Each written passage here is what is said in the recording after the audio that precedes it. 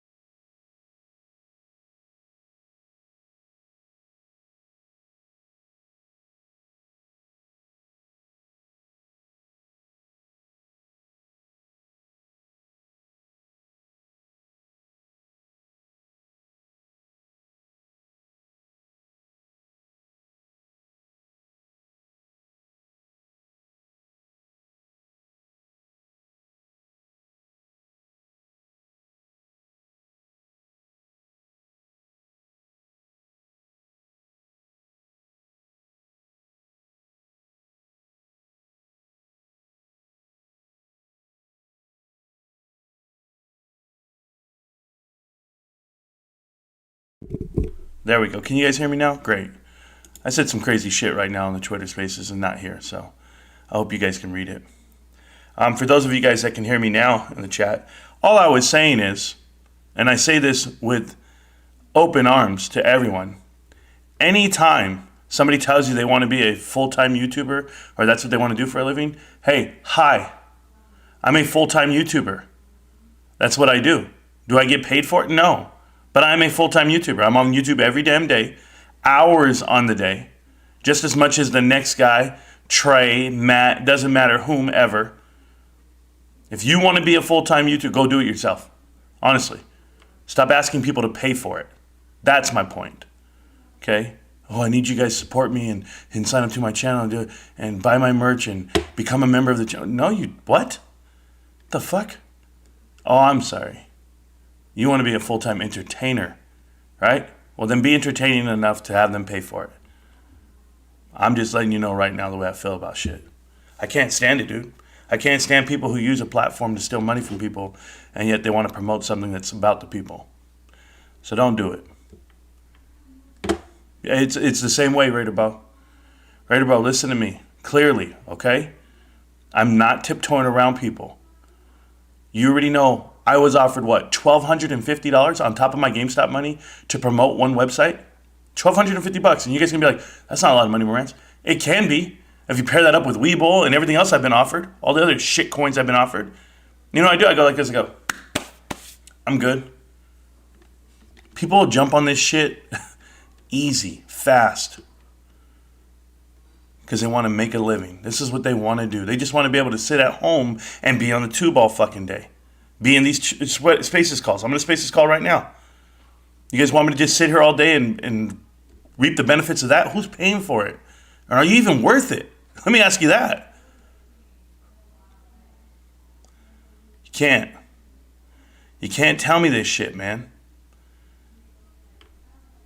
Because I am a full-time YouTuber and I do it on my own. I work a career 10 hours a day. I did 90 hours in the last 2 weeks, easy. Easy. And I'm still here every day, religiously. Hours and hours of content. No. You just haven't sacrificed enough. You know how many of your girls, or your wives, or your kids, or anybody would neglect you because you're neglecting them for this movement? All of us. Only difference is my wife's an investor, my wife supports what I do, and we're the real deal. We've been together forever and we don't care. Yeah, baby, you're there? Am I here? Am I here on this? She knows what I'm doing. Before I go live, guys, before I go, hey, I'm going to go out there and give out some info, babe. I go, hey, honey, is there anything else I can do for you in the house real quick before I lock down? Before I lock in? She goes, yeah, babe, can you put the Dr. Pepper in the fridge? Can you take out the trash? Can you do? Absolutely, honey. I get it all done. I come back to you, and now I'm here with my free time. Kind of like when you're gaming, right? The only thing I don't get to do in my life is game right now. But who knows? I appreciate you, Sharon. I really do. Oh, my God. Bed Bath & Beyond, RC Ventures, and others serve with the lawsuit. Box Score Hub, I already called the law firm. I made that video, too. I clipped it. So I called him on the live stream the other day. Go ahead and watch it. See how that went. It's you'll see what it's going to do. Brady, bro, yeah, bro, I hear you, man. We've been together for a long time, you and me, so I'm good with that. All right, guys, everybody out there on Twitter Spaces call right now. I have not posted it. I haven't put it out there yet. I guess I could.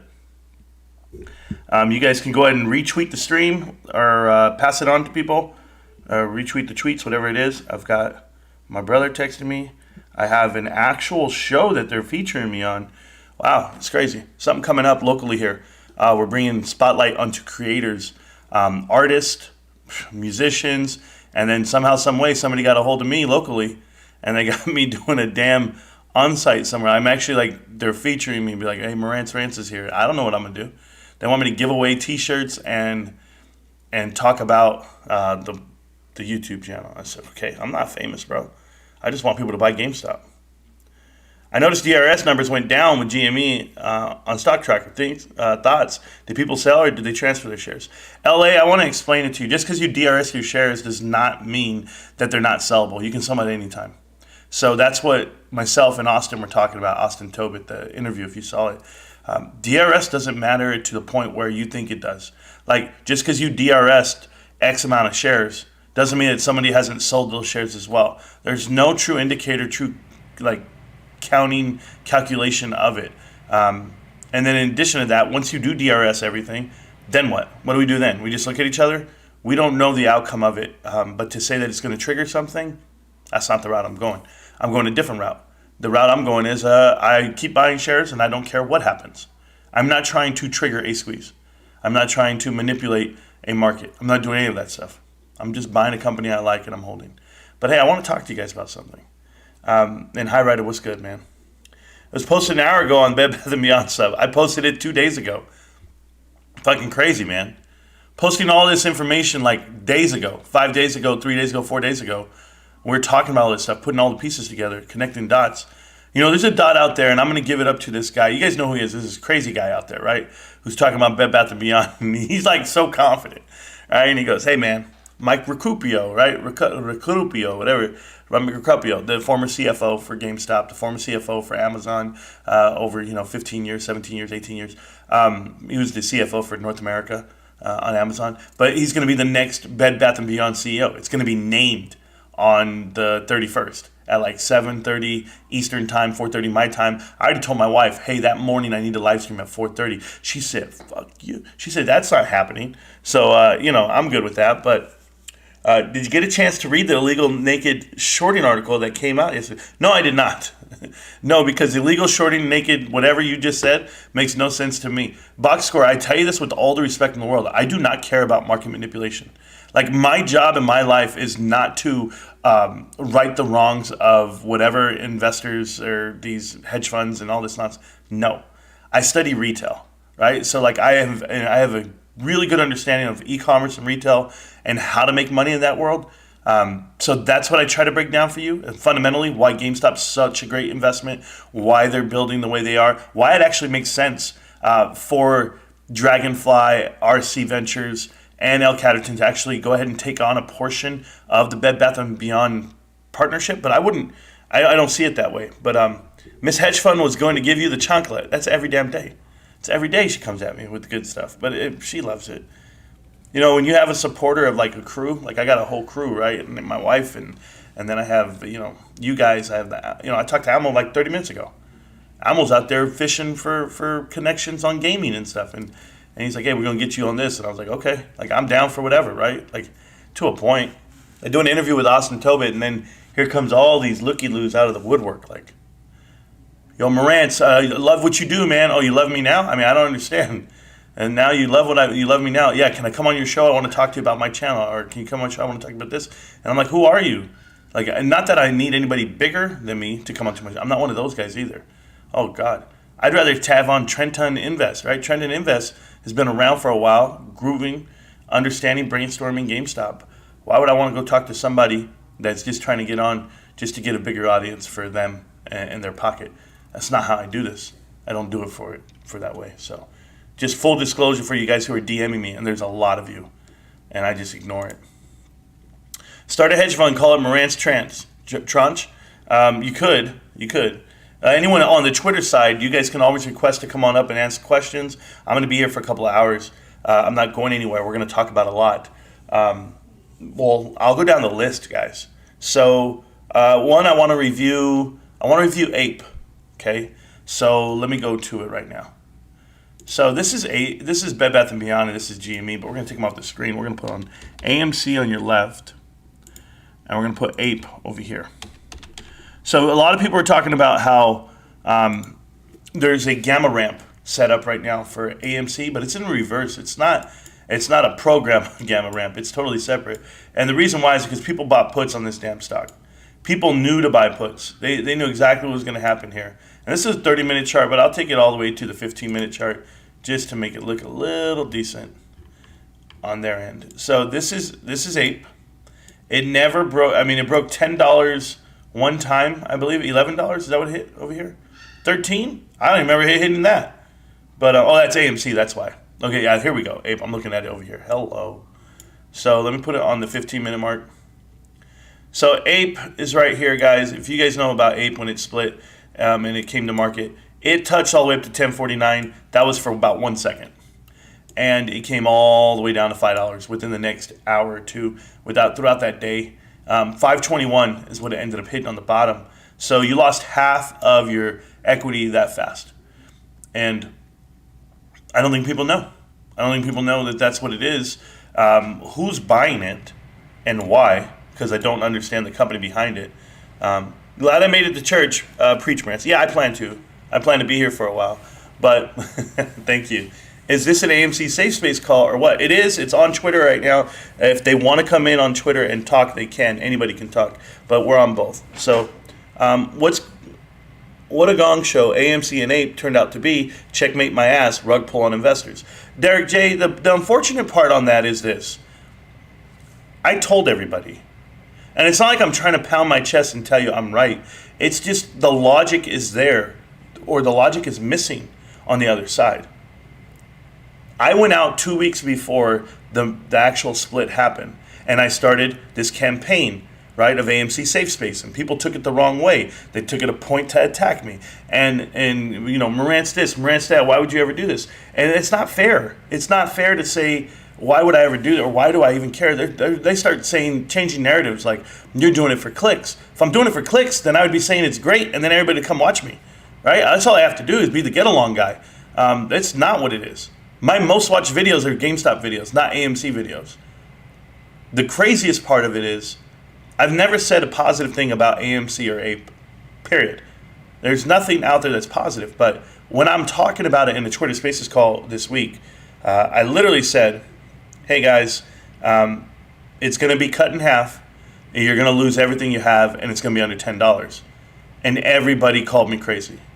And Tara Bull came in here preaching, you don't have the right to tell my 87,000 simp followers, my 87,000 bots, you don't have the right to tell them that it's going to go down, because what if you're wrong?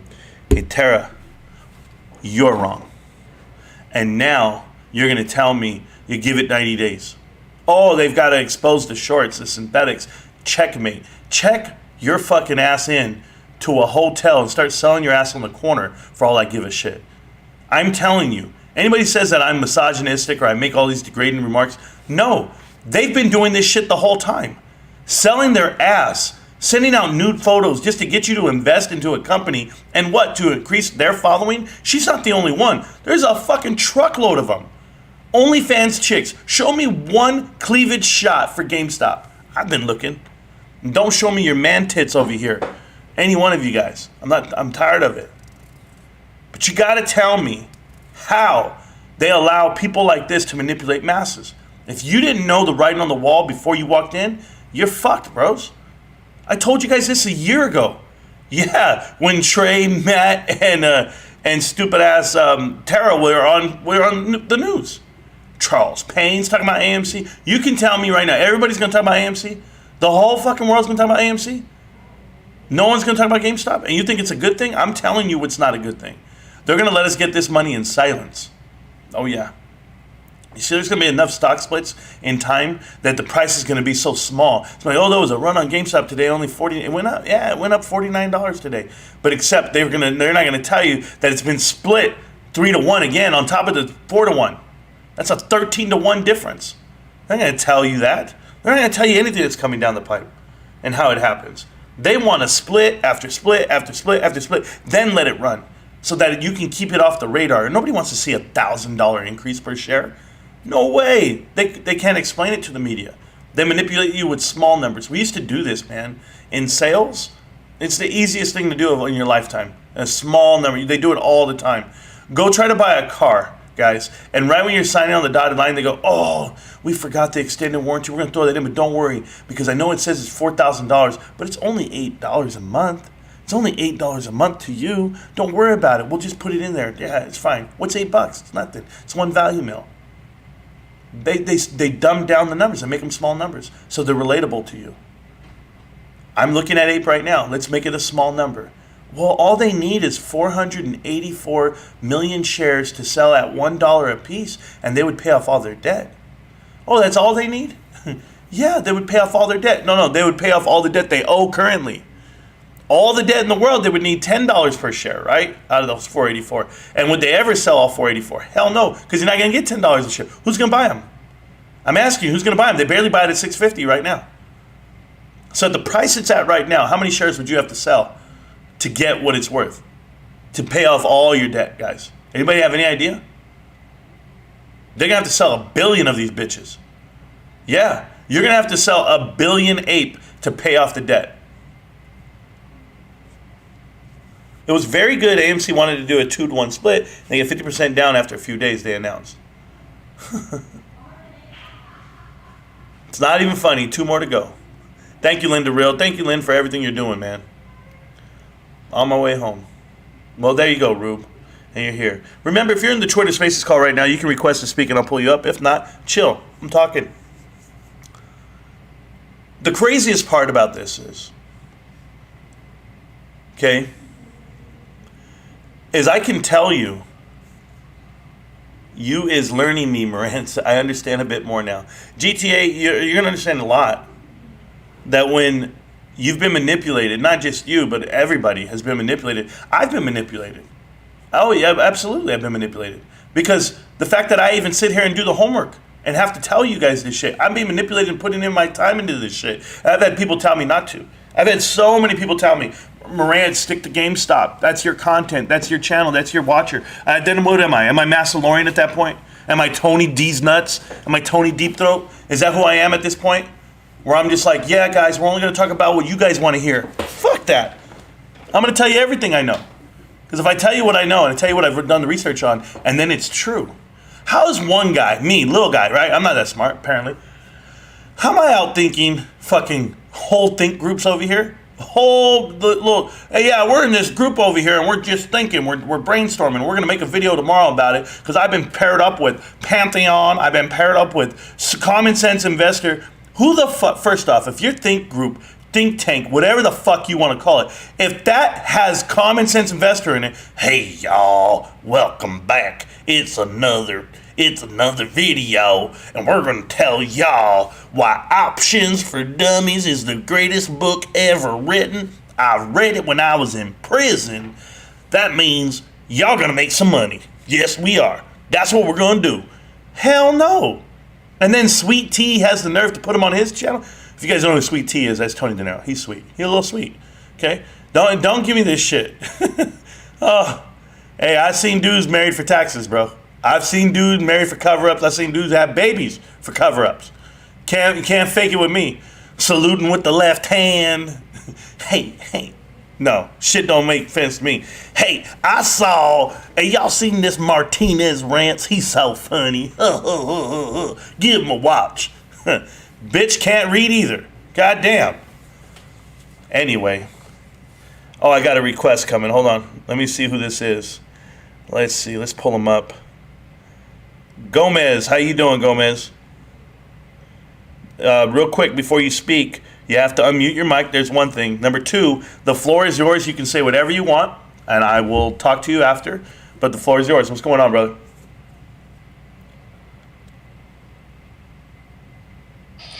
Hey, what's going on, Marantz? Can you hear me? Absolutely. Loud and clear. Cool.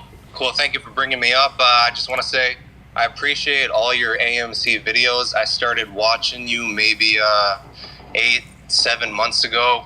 And at that time, I was only invested in AMC. I put about like half of my life savings because I thought it would squeeze. So you put $20? Once I started watching your videos, man, I started seeing the truth about AMC, and your videos helped me get out of that play. And I sold at a loss, but once I sold, man, I felt like I had a weight just lifted off my shoulders. That's cool. AMC has never been the play, and your videos have shown me that. So I just want to say thank you for that. That means a lot to me, bro. Let me ask you something though. Just be honest. You don't just have to make the one little message and be like, "Yo, Marantz, you saved me." I don't want to call it like testimonial hour, right, from AMC investors. But I have questions though. Like, why did you buy AMC? You know, that's a great question, and the whole reason why is I was new to the market. I have never invested in a single stock in my life before I was in AMC. And right after the run-up, I think it hit like $70-something. I was Googling everything, and I just saw these YouTubers promoting a squeeze. They were like, it's going to hit 100K, it's going to hit 10K. And I thought, shit, I better get in there. I don't want to miss out. And then I bought in. My cost average was like $69. And then I tried averaging down, but I still sold at a loss, and I'm glad to have sold and got out of that play in the end. That's awesome. You know, I had a couple of guys like that where they were willing to sell at a loss only because it was like stress relieving. It was like, hey man, I can sleep better. I don't have to 100%. Panic. And I think it's just because deep down inside, I'm gonna tell you something, Gomez. Deep down inside, I think people don't want to be wrong or admit that they're wrong. They have a lot of pride. And I have pride to a point, but it's never faulted me from like announcing, hey man, I made a mistake or whatever it may be. But I think this leads to a lot of homeless people in this world, in this country. I honestly believe this, that when people get into arguments with their families or with their significant others or with themselves, they just can't come to grips with saying, you know what, I'm sorry, I was wrong, and let's roll on to the next day. They just take it with them, right. And they keep going down that path of no one's ever going to forgive me, and they stay wrong. They just keep digging the hole deeper and deeper and deeper and deeper. Like it never stops. Right. And I think that's the hardest part. Yeah. Yeah, the hardest part for me was coming to realization that I was wrong, and I had to get out. That was the hardest part. Yeah. You know, it's awesome, dude, because I think about like when men are married to the wrong partner. Women are married to the wrong partner, like they stay in the abusive relationships or they build a lot of bad tendencies and things like that. You got to iron that all out. You got to really have a come to Jesus moment. And I'm not saying this is church right now type style, but I'm saying investing, you can really lose it all. And I know you say half your life savings, and I trivialize it. I'm like, yeah, $20, but that's not what I'm saying. It's not about the amount. It's about the principle in it. Why am I here? What due diligence did I do? Did I do any? Like, I asked people I didn't this. do any. YouTube was my due diligence. It's fucking wild, man. It's wild. Yeah. And then if I can say one more thing about AMC. Yeah, absolutely. To all of you AMC holders out there, I think the nail in the coffin for me, what really separates AMC and GameStop is social media. And the fact that months ago, you couldn't find almost really anything about GameStop on the internet about investing or anything like that. But all over there was AMC this, AMC that. It's being promoted on Twitter. It's all over YouTube. All of these bots on Twitter, bots on YouTube, all these news articles coming out, pumping AMC while shitting on GameStop. And that, to me, just proves that AMC is 100%, without a doubt, a hedge against GameStop. Yeah, you really just have to look at that. I don't think they even see it that way, be honest with you. And I'm going to tell you how they see it. This is how people see it. They have a lottery ticket, and even though they don't think it's going to happen the right way, they're hoping and praying for a miracle right now. But that miracle's not coming. And I'm trying to tell them, and I am the one guy that I can get, if I can get you, if I can get Pep, if I can get Ruben, if I can get certain people out of this and be like, oh yeah, hey, Marantz, help me. Hey, I don't care if you made money or didn't make money. Honestly, it's not about the making money part for me. It's just not. It's the clarity of it. Are we being transparent enough to tell you the truth when we're making these statements? I have seen salesmen high five after they ripped off an old lady for like 10 grand, dude. I'll never forget this day, a day in my life. I was disgusting. And it was. I sold advertising. You know this story, Gomez. I sold advertising nationally. And there was a group of guys that were selling these ads, and they were packaging them up with television spots and online. And they go, hey, look, we're going to do all this for you. We're going to package this whole thing together. And this is old lady, right? And she needed to hire someone to help her. And like help her in life because her husband had just passed and she had money. And she goes, okay, I'll put in the ad. And the guy looks over at me and he goes, look, man, I overcharged her for the print because I packaged it together with the television spot that she don't even need because the television spots were booked for like a month solid. So she was going to hire somebody within the week, but they put a television ad for her 6 weeks in advance. So it didn't matter, but they were packaging the whole deal. And at the end of it, they hit her over the head and she didn't know any better. And when I saw somebody like that steal from someone, I was thinking to myself, man, they're high-fiving each other. Like they're just like laughing about it. And it didn't sit good with me. So I had a whole career change, and when it was time to do a career change, I said, I don't want to be in the world of sales. Even though I could make millions of dollars in sales and be the number one sales guy in the world, that would not matter to me. What mattered to me was, let me go do some marketing, let me go do some advertising, let me go do it a different way. Because I didn't want to manipulate people that way. So when I started seeing AMC doing it to the actual investors, the insiders, selling off all their shares, they lift the moratorium as far as how many shares they have to own. I mean, why the hell would you do that other than to cash out on retail?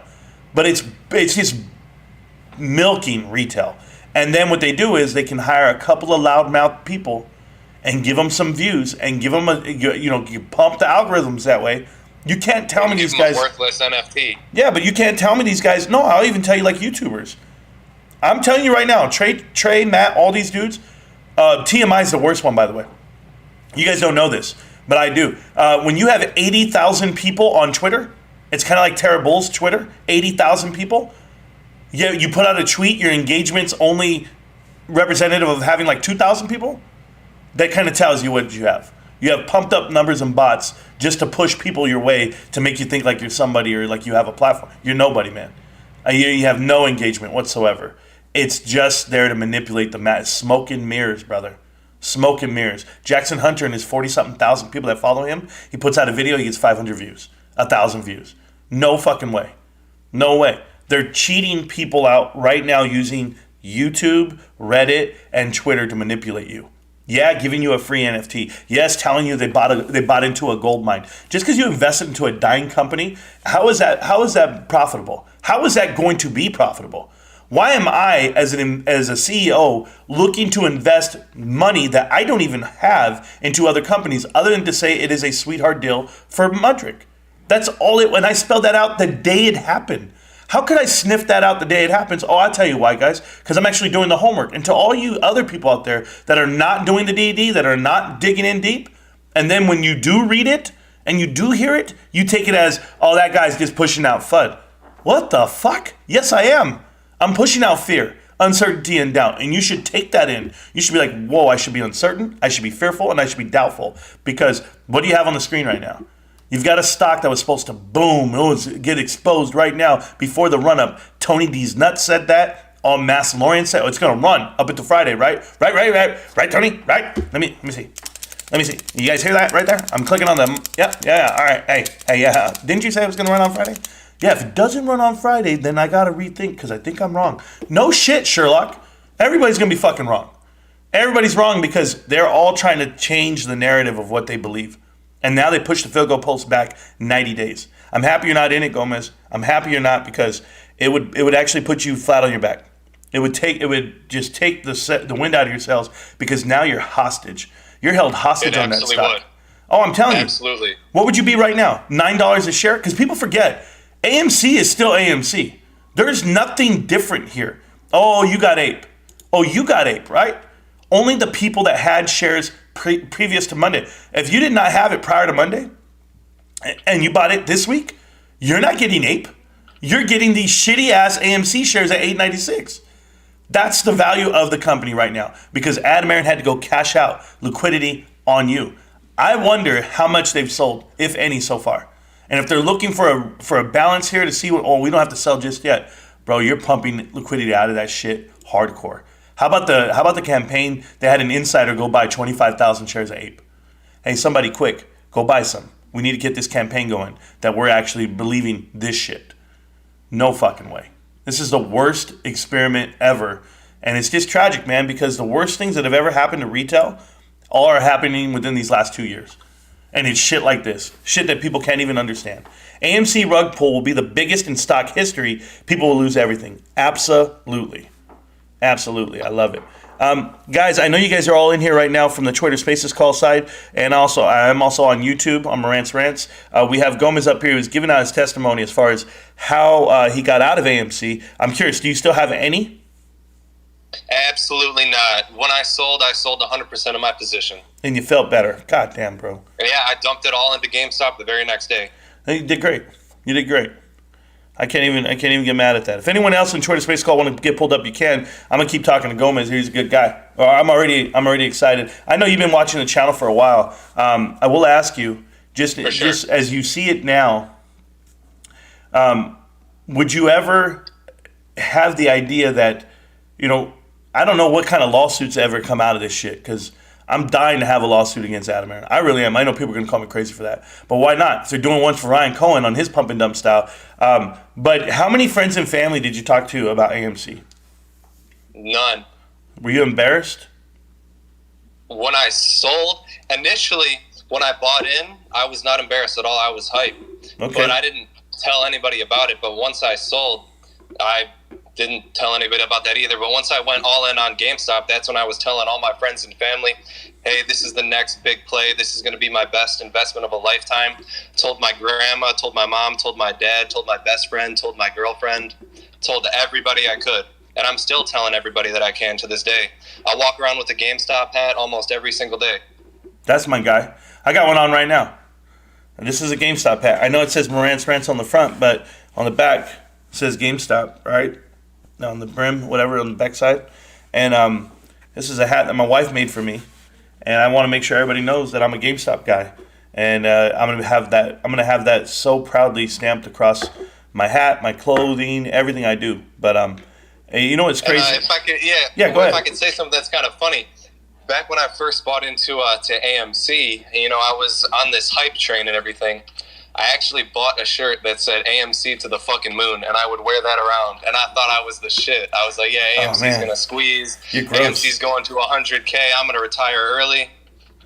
Yeah, you're gross. Back, man, I looked like a clown. Yeah, and I know a guy like that, and he just, and remember I told you they won't admit that they're wrong? Like, you won't just admit. Absolutely right. And that's one of those things. You got to find out that, you know what, you're wrong. So I'm waiting for Tara to come in here and apologize. But she better do it on her knees. And I'm waiting for Tony come in here and apologize, and he'll want to do it on his knees. And I'm waiting for Trey to come do it in here, and he'll do it with one eye open. I'm waiting for Matt to come in here, and he'll waddle in here.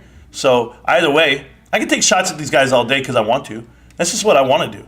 And people will be like, "Oh, Marantz." Yeah, you run circles around all these dudes. Well, because they don't know what the fuck they're talking about. They would never meet you on a live stream. Never. It'd be just it'd be like suicide. you'll never catch Adam Aaron doing another interview on a YouTuber. How could it? But I saw Dr. Diane Garrett go do one with Boss Blunts. That really made sense, huh? I can't stand that guy. Hotboxing a house with a child in it. It's really cool, if you ask me. But anyway, I know these guys are saying that it sounds like church in here. Hey guys, it's that way. It's that way. Reading a quote from Pepperwood Salt here, the legend himself. He says, "Marantz saved me from myself." I didn't want. It wasn't the point, Pep. I don't make videos with the idea of let me save this guy today. Like, it's not that. I just make videos of truth. I put out the information, and however you guys want to interpret it. But I saw the writing on the wall a long time ago, and it's still true. Can we eliminate this narrative right now? Just while I have you guys here, APE is not going to fix anything. All right. So people out here are yelling and saying APE is going to pay off the debt for AMC, and then they're going to become profitable, and by doing that, they're going to be able to issue a dividend, and it's going to be bullish, and then they're going to be forced to close on shorts because it's going in the long direction. And I'm just like, you guys are all dumb. Like, no one's short on this thing enough that they're overexposed. They played it right. They're playing it right. That's what shorts do, and they've made millions and billions of dollars out of it the whole last 2 years. Additionally, AMC has zero chance of surviving. I'm talking about no path to profitability unless they sell their shares for less than you can think of. Can I tell you guys something that's crazy? This is a retail portion of this show right here. I'm going to teach you guys something about retail, about hotels, and about cruise ships, and about movie theaters. Okay? I want to explain this to you guys because I want to explain to you how Adam Aaron is wrong on the way he manages. He went out there and he said, he went out there and he actually managed a cruise line.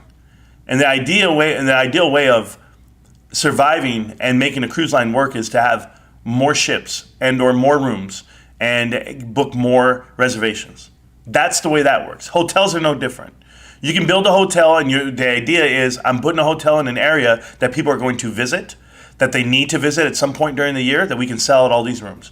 You don't just put a hotel up in the middle of the desert and hopefully some transit people can go ahead and stay there. It's not how it works.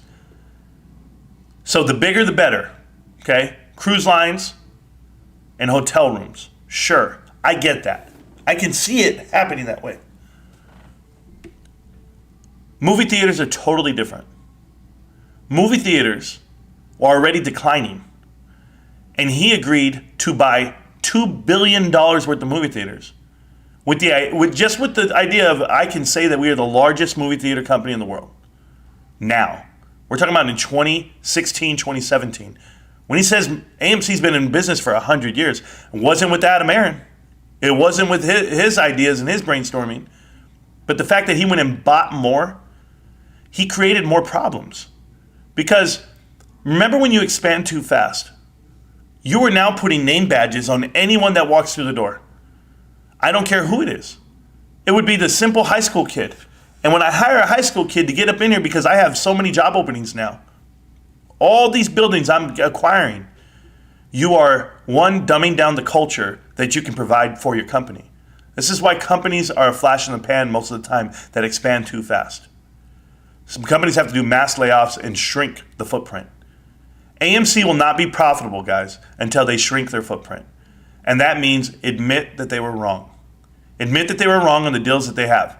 And those lease agreements they have are stretched all the way into 2030. I mean, they just signed 3 movie theaters. I want you to think about this. 3 movie theaters for a total of $68 million. That's the lease agreements. How long do you think it is before those movie theaters make back the $23 million each? How long till a movie theater makes $23 million? I know because I go do the math. You're talking about 11 to 15 years before that movie theater makes back that money. This is not a profitable company. There is no path to profitability here. They expanded too fast.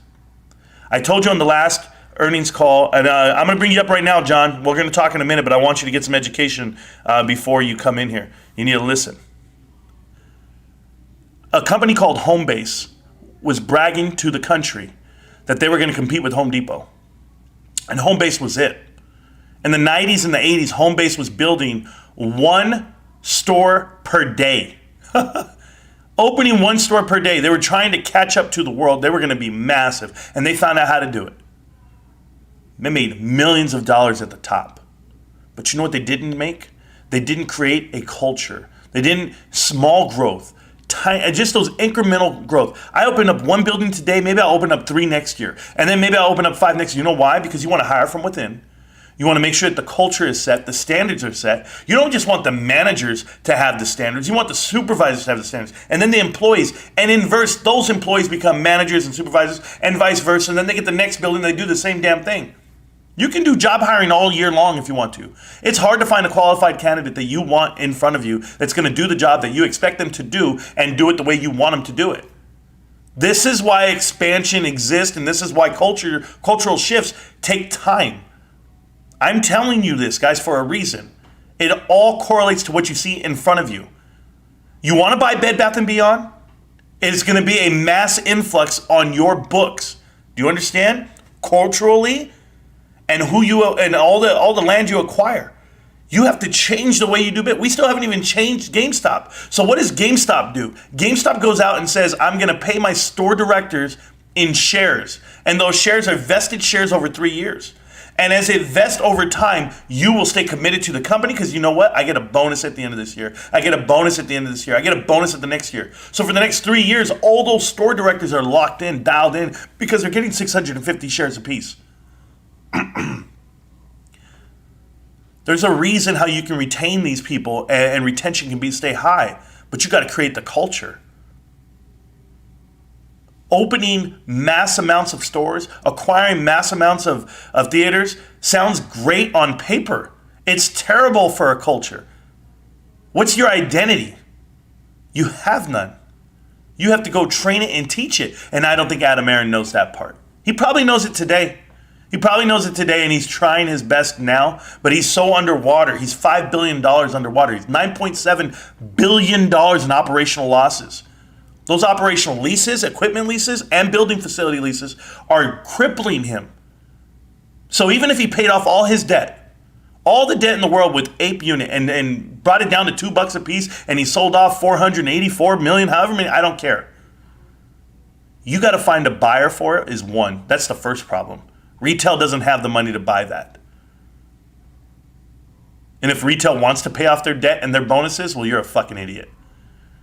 But what you're going to find is someone's going to be out there and wanting to buy all that APE, and then they never vote to convert it back to AMC. What do you do then? That's what Meet Kevin was talking about. Meet Kevin says it's going to be left out to dry because they never have to bring it to vote.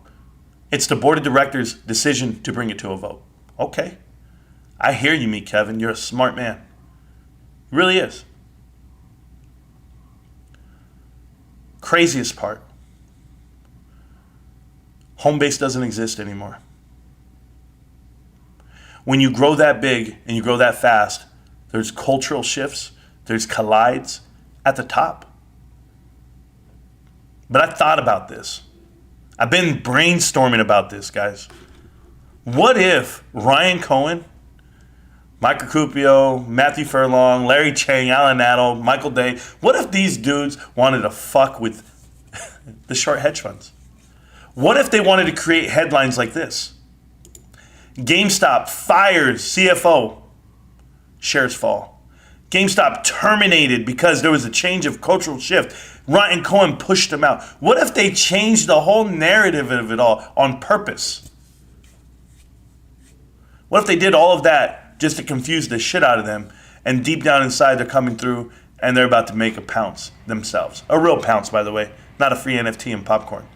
And movie tickets to watch Kong vs. Godzilla, something we've already seen on VHS. Ridiculous.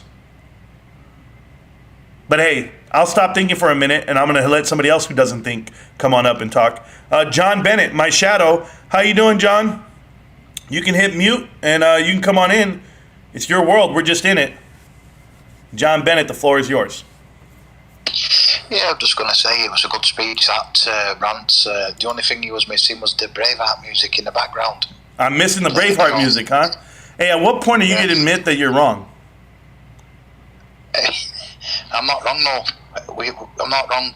We're right. We're going to squeeze. We know this. Huh? Short interest is through the roof. What are you talking about? Tomorrow rising on the AMC APE. Hey, you know, John, I give you every time you come in here, I give you all the opportunity to explain yourself.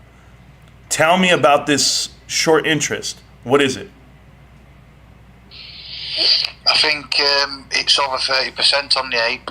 Last time I checked. On APE? There's shorts on APE? Yeah. Oh. Cost to borrow, yeah. Okay. Huh. Even though that's a bit illegal, isn't it? We all know that. So how's that a bit illegal? To short something? Well, they're not allowed to short it, would they? But they still do. Hey, can I ask you something, John? Yeah, John, when are you going to sell your APE? Well, it'd have to be for a decent amount. It's probably 10,000 a coin. Yeah, sure, sorry. That's what I'll be hoping to get off this. 10,000, they can have them for that, yeah. My buddy Scott here says I got to stop interrupting you, so I'm going to let you talk on this. 10,000 a share, correct, on APE? That's when you're going to sell? Yeah, 100K on AMC. 100K on AMC. Hey, John, are you for real, though? Are you a real person? You've been following my channel since day one. You've been in these videos over a year and a half ago. I mean, you're amazing, man. You are so dedicated to this. I love this.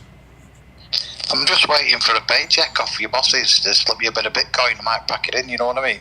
I hear you, sir, but you just, whenever you talk about AMC, like very matter of fact, you sound like Austin Powers' drunk uncle. That's what you sound like, but I'm listening. Go for it. Yeah, I just urge everybody to ignore the FUD. AMC is a great company. I think over the next few weeks with the new rulings coming out, you know, phase 6, I think there's going to be a few margin calls. I think that people are not going to be able to short the company like they did. Wow. It's all looking positive. So I think the next week or two, the naked shorts are really going to be exposed with the dividend, the APE coin. Naked shorts. Yeah, but I think it's just. It just doesn't sound right. Absolutely. Okay, well, hey, John, don't go anywhere just yet. Don't run off, okay? I have a lot of questions for you because I'm curious, because I've never really talked to you other than to yell at you and tell you to shut the hell up. Not this time, brother. I want to know something, John. How much APE have you bought this week? I haven't actually bought any yet because okay.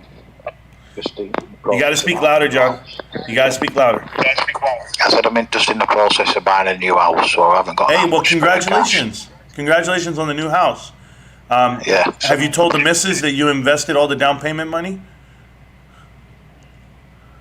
No, I haven't, because I invested all my money last year into the AMC, so I've just been holding. Oh man. That buy and hold diamond hands, you know the one. Yeah. Yeah, no, I think I do. I mean, diamond hands just is a lifestyle to me. It's not like a mantra to say, like, I don't sell. Diamond hands is more like I'm willing to cut out everything in my world to make sure that I don't have to sell, right? So when AMC was going to $70, what were you thinking? I was loving it. I was loving every minute of it. What made you hold? Because I know it's going to get higher. I know I'm not going to sell myself short, am I? So we're going to hold on for the big money. But you know, going back onto GME. Oh no! Hold on, John. Stick to the topic, okay? We'll talk GameStop in a minute, but let's talk about AMC for a second. I want to know what made you buy in the first time you ever bought in. The first time I bought in, I got a text message from my broker saying, don't buy GME or AMC, it's a risky investment. So then I because I'm a bit nosy, I looked into this, so this was in January when it all popped off the first time. I decided to get in quick before the buy button got taken away, and I've just held ever since. That's how I found out about it. I didn't even know about it, to be honest. Yeah. Nobody told me. It was my broker alerted me. about awesome. it. And then I looked in, saw what was going on, and then I thought, Well, what'd you see? What was going I'll on? have a bit of that. Like, I'm curious as to like where you got your information to say that there's naked shorts or there's synthetics or that it's, you know, it's manipulated. I'm just curious where you got that information. I've got it all off different places, really. You know. I don't know. I don't know because I've looked everywhere and I don't see it. I don't read it anywhere. I mean, I see it from like other YouTubers and like naked chicks on OnlyFans, but I don't see it from any credible source. Well, there's quite a few sources, you know, for things like, you know, YouTube, you've got Twitter, you've got StockTwits, you've got Reddit, you've got a lot of places to get information from. Right, I'm just looking for one. I'm looking for like one factual source because I read SEC filings a lot, right? Like I go to the Edgar system and I type in AMC, and then I look at a thing and it said something like Adam Aaron, the guy, right, the silverback, and he said the silverback. He said there are no synthetics to this stock. There's no manipulation to this stock. We've counted the shares 6 times. And as a matter of fact, to put his money where his mouth is, he sold all his shares that he had available to sell, and all the insiders sold all their shares. So I'm curious as to who believes what, and here's why, John. GameStop and Bed Bath & Beyond, those insiders, they're not selling. They're not selling one share. So you got to tell me what makes you believe that you're right and the insiders, the people who run the company, are wrong.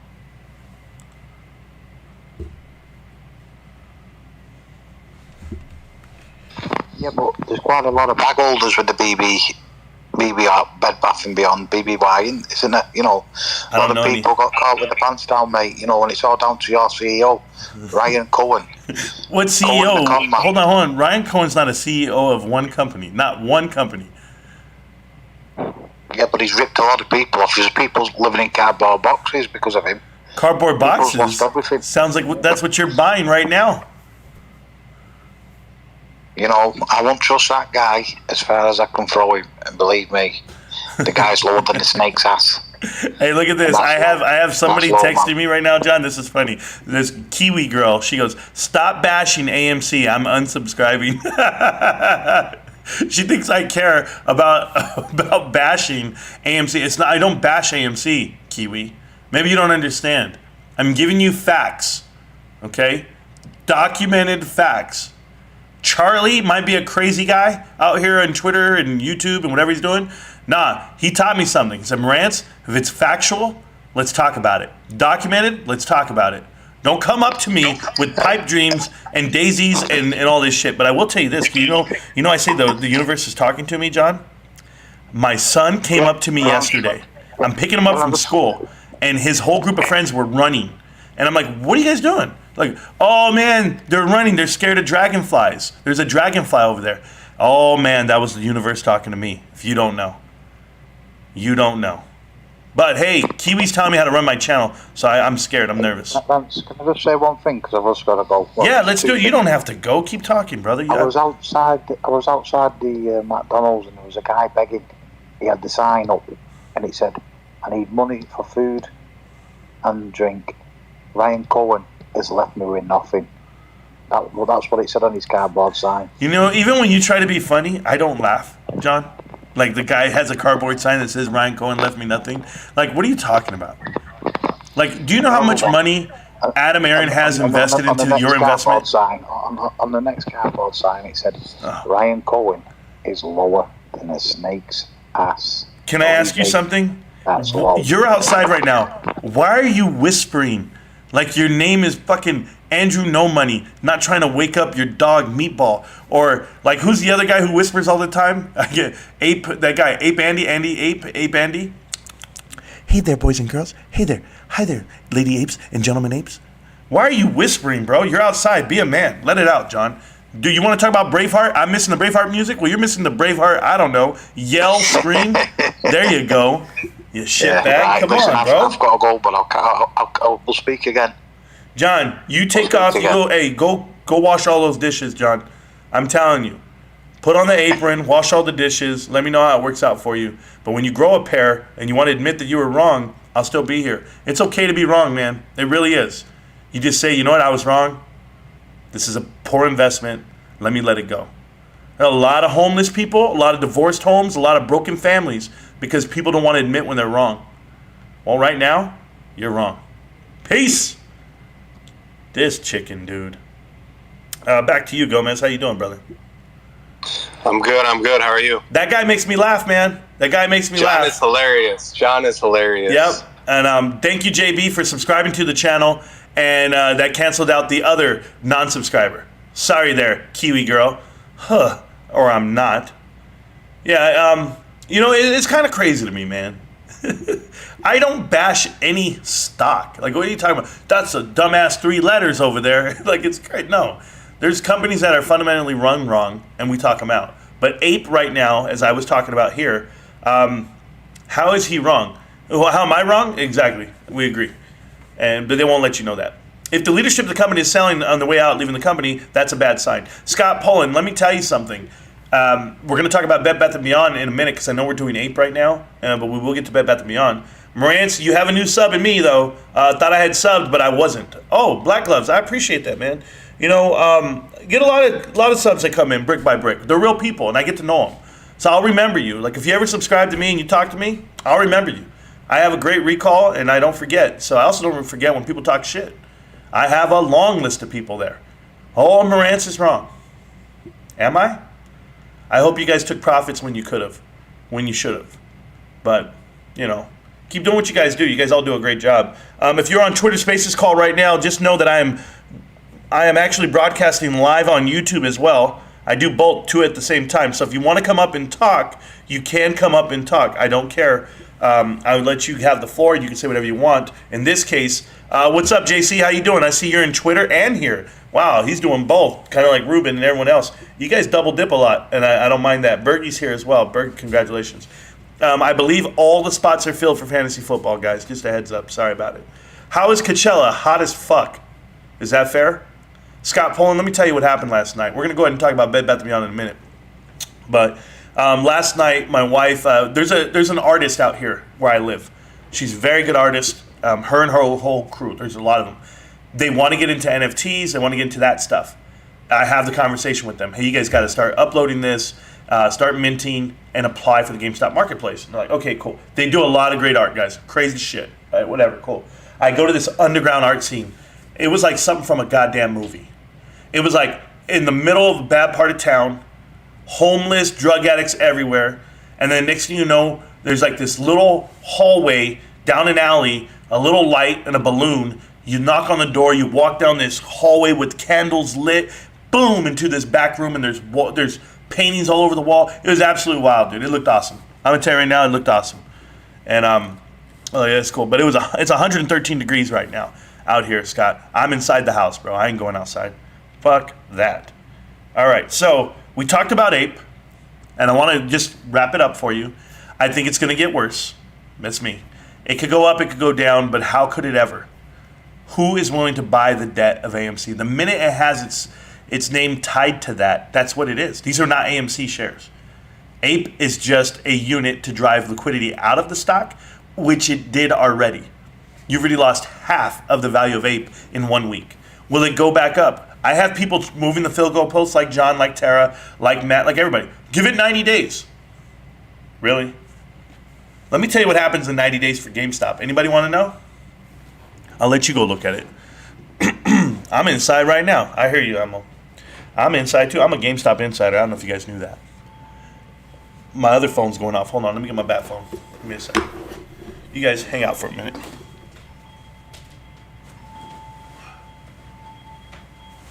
Yeah, babe. Babe. Hello. In the kitchen. What's up?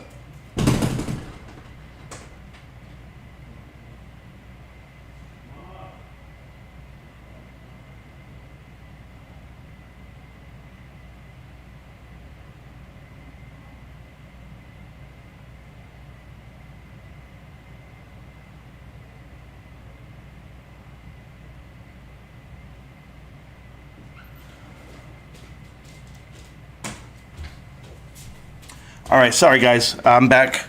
That was my daughter. Those are the best phone calls in the world to have. It's cool. The one thing I see Adam, Aaron, and Cohen have in common is they both fail.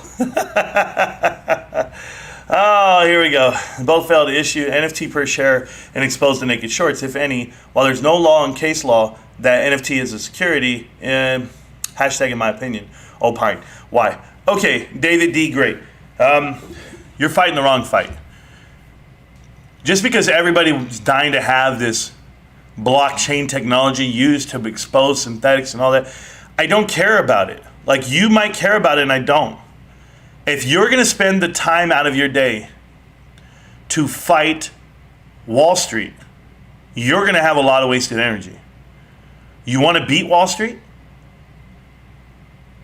Become a great company. Become successful. And then at one point, they're going to knock on your door and you're going to shut the door on them. Like, I told you so. Now you got to pay me. So there's a way to win without that. Exposing something at the bottom level, we're at ground level right now. We're in a recession. The stock price is minimal.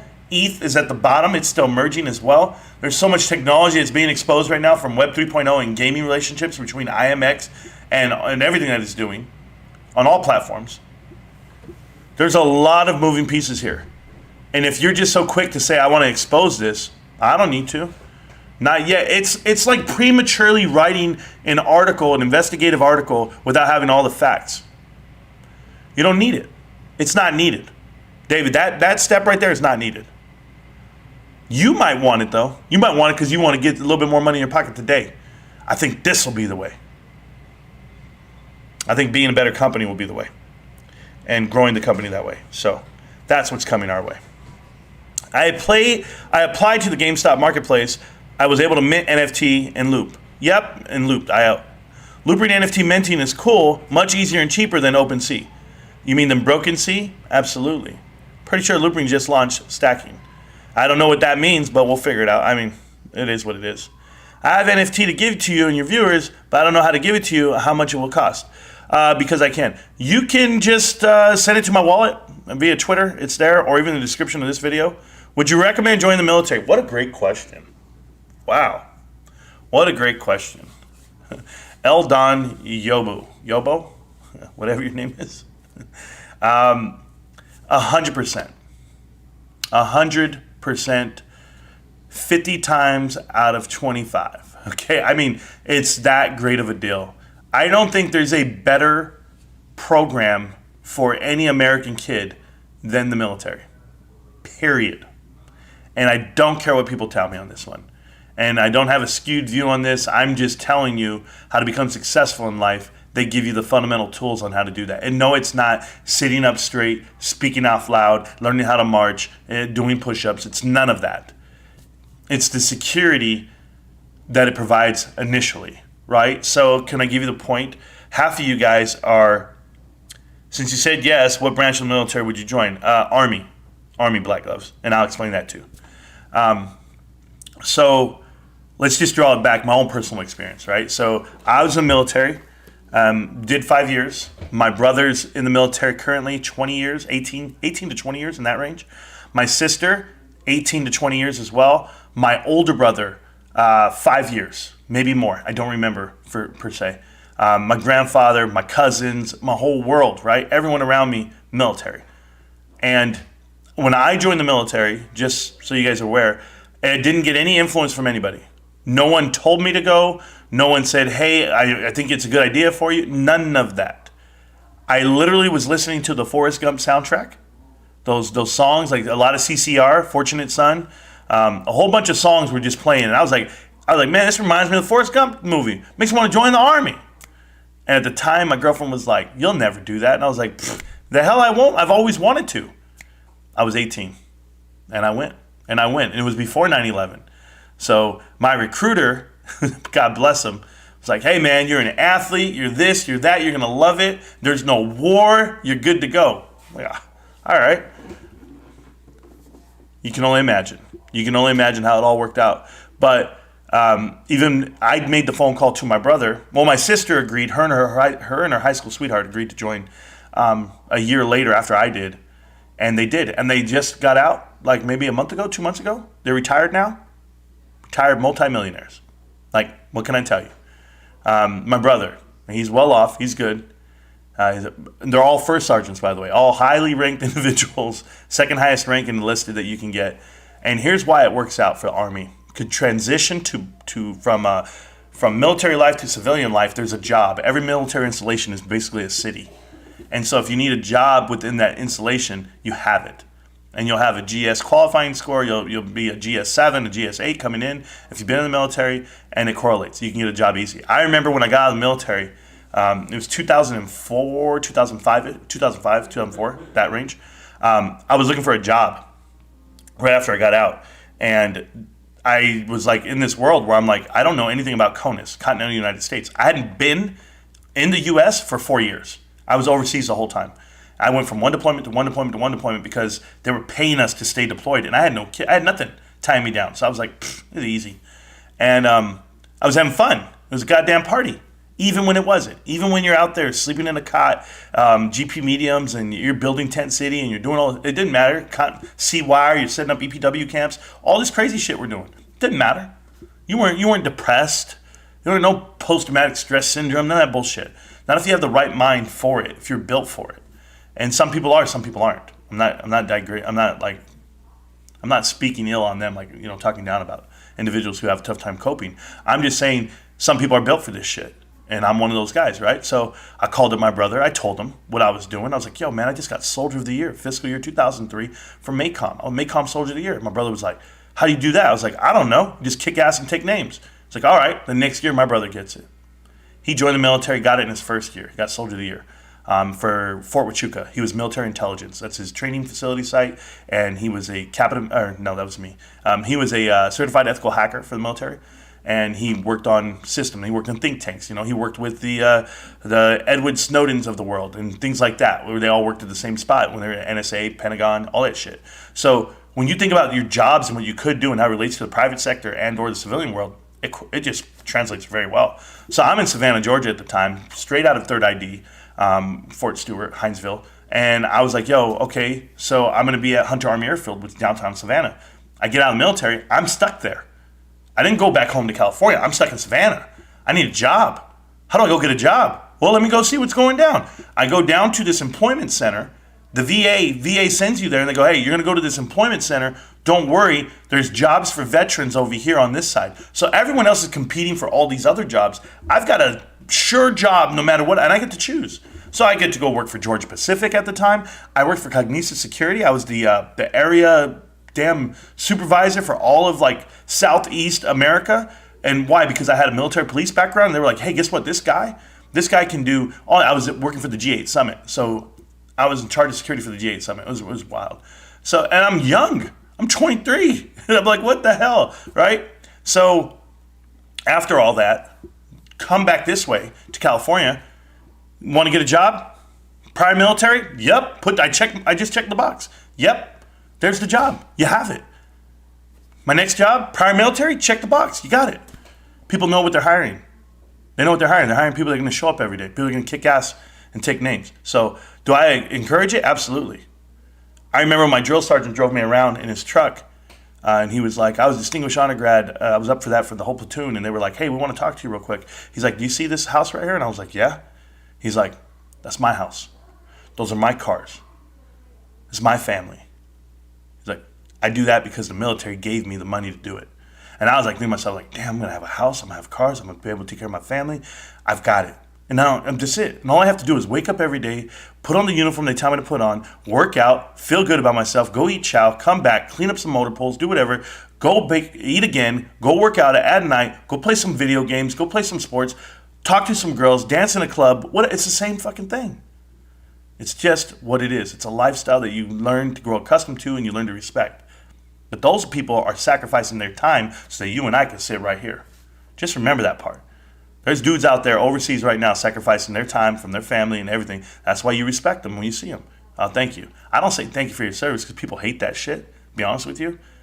And just because they wear a hat that says they're OIF, veteran and Operation Iraqi Freedom, or they'll say like Operation Enduring Freedom, or they'll say Vietnam vet, whatever. Stop shaking their fucking hands, people. You don't know if it's true. They just bought a hat at the swap meet. You don't know. But the guys that you find out really did serve, and you guys have that conversation, do what you do. Hey, Marantz, happy Sunday. Is it Sunday? It's Saturday for me, bro. Did you get the NFT I sent you, bro? The Shark 15, you're an honorary member now. I did get it. Thank you so much. I had no idea who had sent that, but I thank you in advance. Let me see what I got going on here, guys. I have a requested speaker we're going to bring up real quick before we start talking about the other stuff. Remember, guys, I'm not going anywhere today, so if I get off and I start ranting on random shit, I apologize. I'm just talking. Because that's what we do here. The show is called Marantz Rantz. I have right now Michael James. Michael James, welcome to the chat. Welcome to the channel. The floor is yours. You can unmute, and you can say whatever you want. So what's going on, Michael?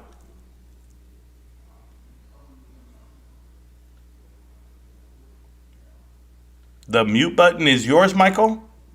You can unmute at any time, and you can speak. If not, I go back to reading. I'm just giving you a simple breakdown.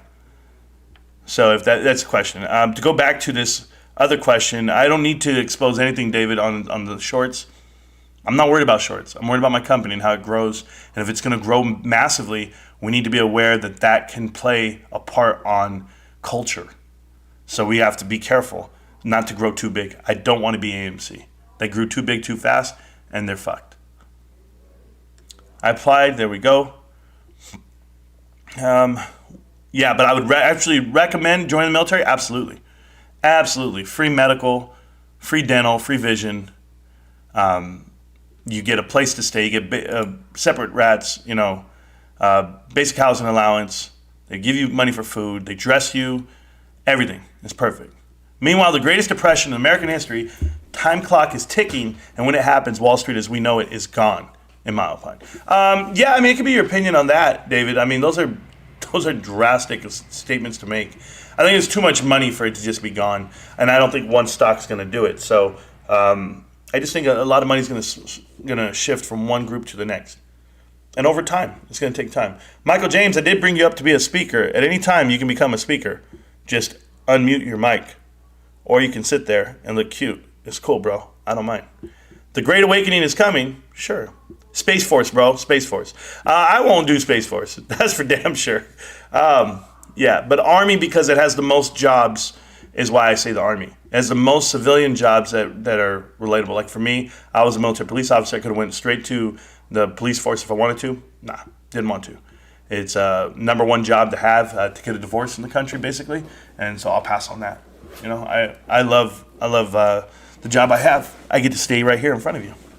It's a part of the crypto investing. Oh, staking, not stacking. Okay, yeah, I saw that. I know that.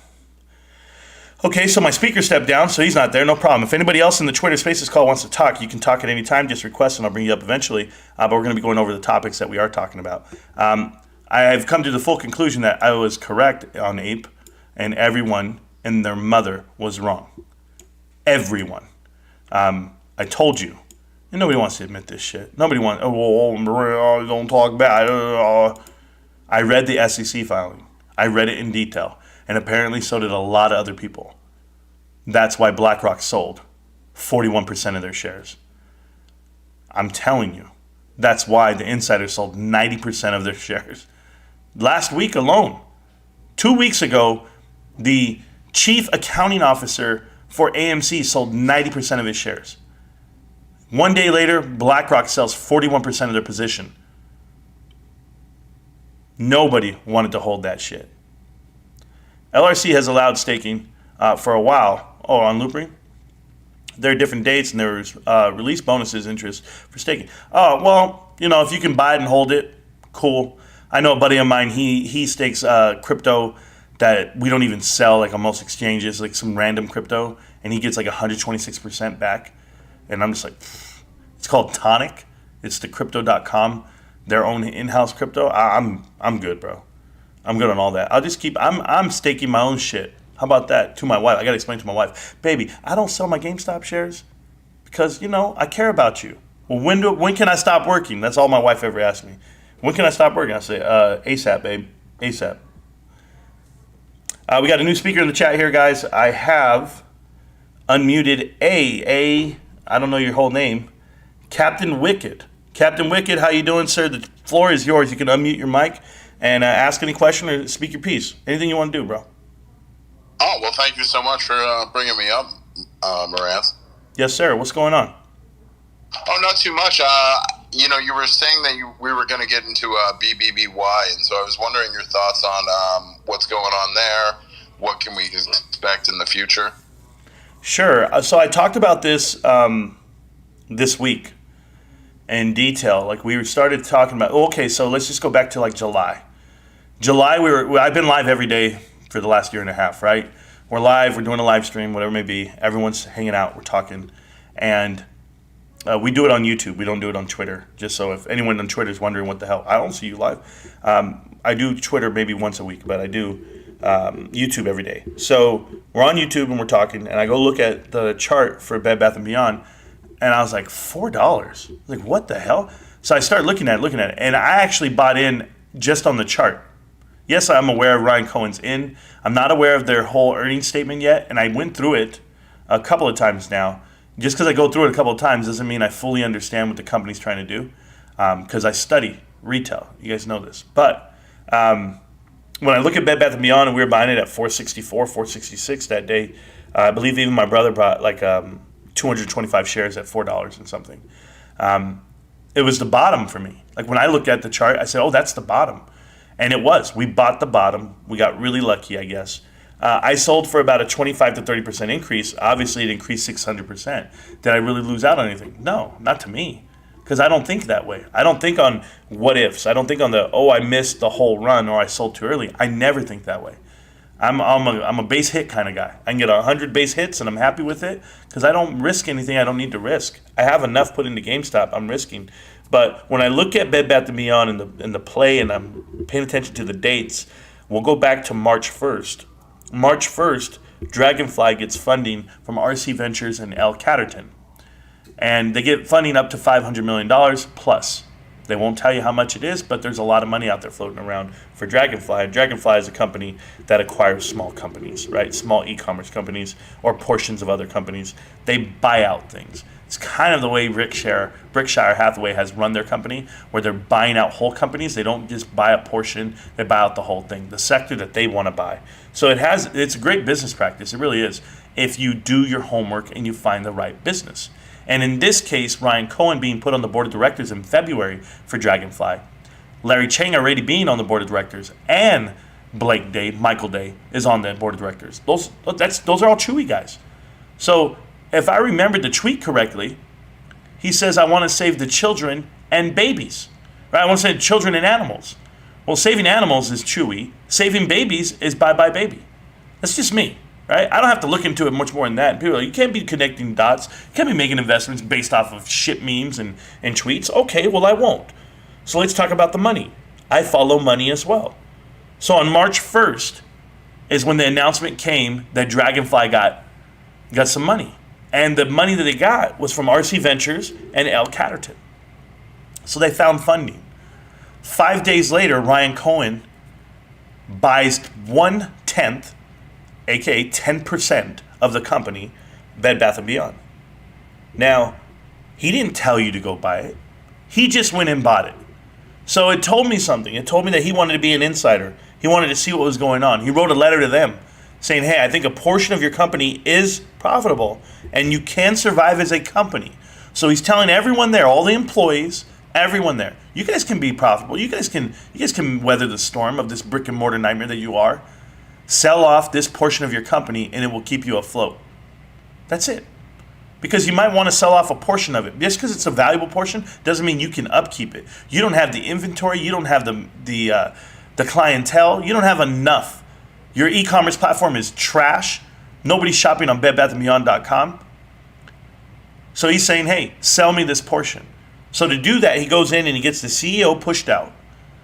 The theory is that the CEO was a criminal. I don't ever go that far to put names on it, allegedly or whatever. Well, I think we can.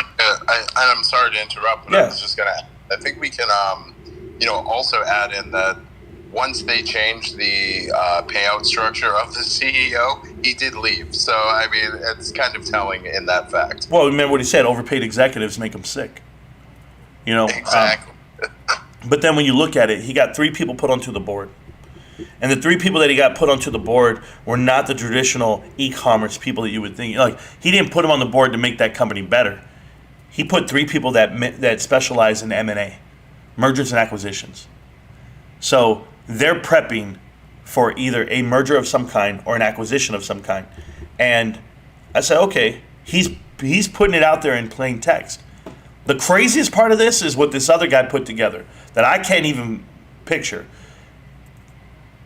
They fired Mike Recupio a week before Bed Bath & Beyond's annual shareholders meeting.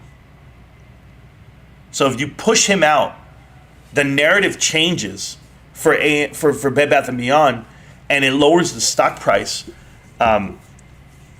period, for Bed Bath & Beyond, because now they have an interim CEO, right? Their shareholders meeting comes out, and they look shitty on paper.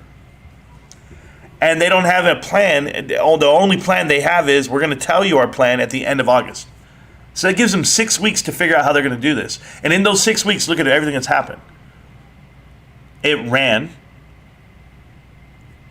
Our guy sold off, Ryan Cohen. But none of the insiders, other than the CFO, sold shares. And he only sold enough shares. He only sold 1/6 of his position. He could have sold a whole lot more at the peak. But all these guys bought more shares. These guys bought more shares this last month and a half, and they're sitting on their shares. Why the hell would you do that? Because I think you know what's coming.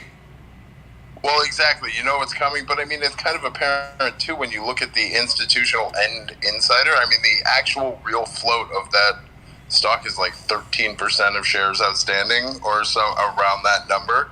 You know, according to, like, of course, Yahoo Finance numbers. So I mean, you've got 20 million shares that are short, and not that many shares that are actually unowned by non-institutions or insiders. So I mean, it is an interesting case. It's a small float, right? It's a very small float, and it's trading crazy these last 2 weeks that it did, even now. But everybody wants Mike Recupio to be the new CEO of Bed Bath & Beyond. I mean, that would be an amazing move. That means Ryan Cohen tricked everyone in the media front when he said that he pushed out, or when it was reported that he pushed out Mike Recupio, whatever the hell, how do you say it? But we'll know what it all means in a couple of days. In addition to that, like the telling stuff is like the insiders not selling. We get that part. Well, and I would even go back to June 5th, I believe, Ryan Cohen posted a tweet that said, ask not what your company can do for you, but what you can do for your company. And so I'm wondering if that one has, any memeability in this whole saga. I mean, I don't know if he's always ever talking to these other meme stocks half the time, because I tell AMC, you fucking punks. You guys know who you are. Agreed. But, I mean, but whatever. I don't want to go. I don't want to do hypotheticals on tweets. But I will say it this way, like something you can hold on to.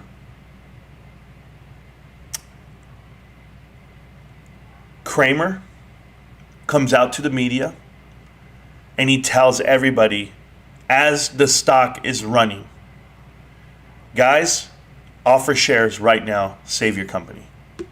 You're already gonna go bankrupt. This is the only way you can survive, is to save your company. Offer shares right now to the public and sell them at this price, at $23, $28, whatever it was that day when he said it.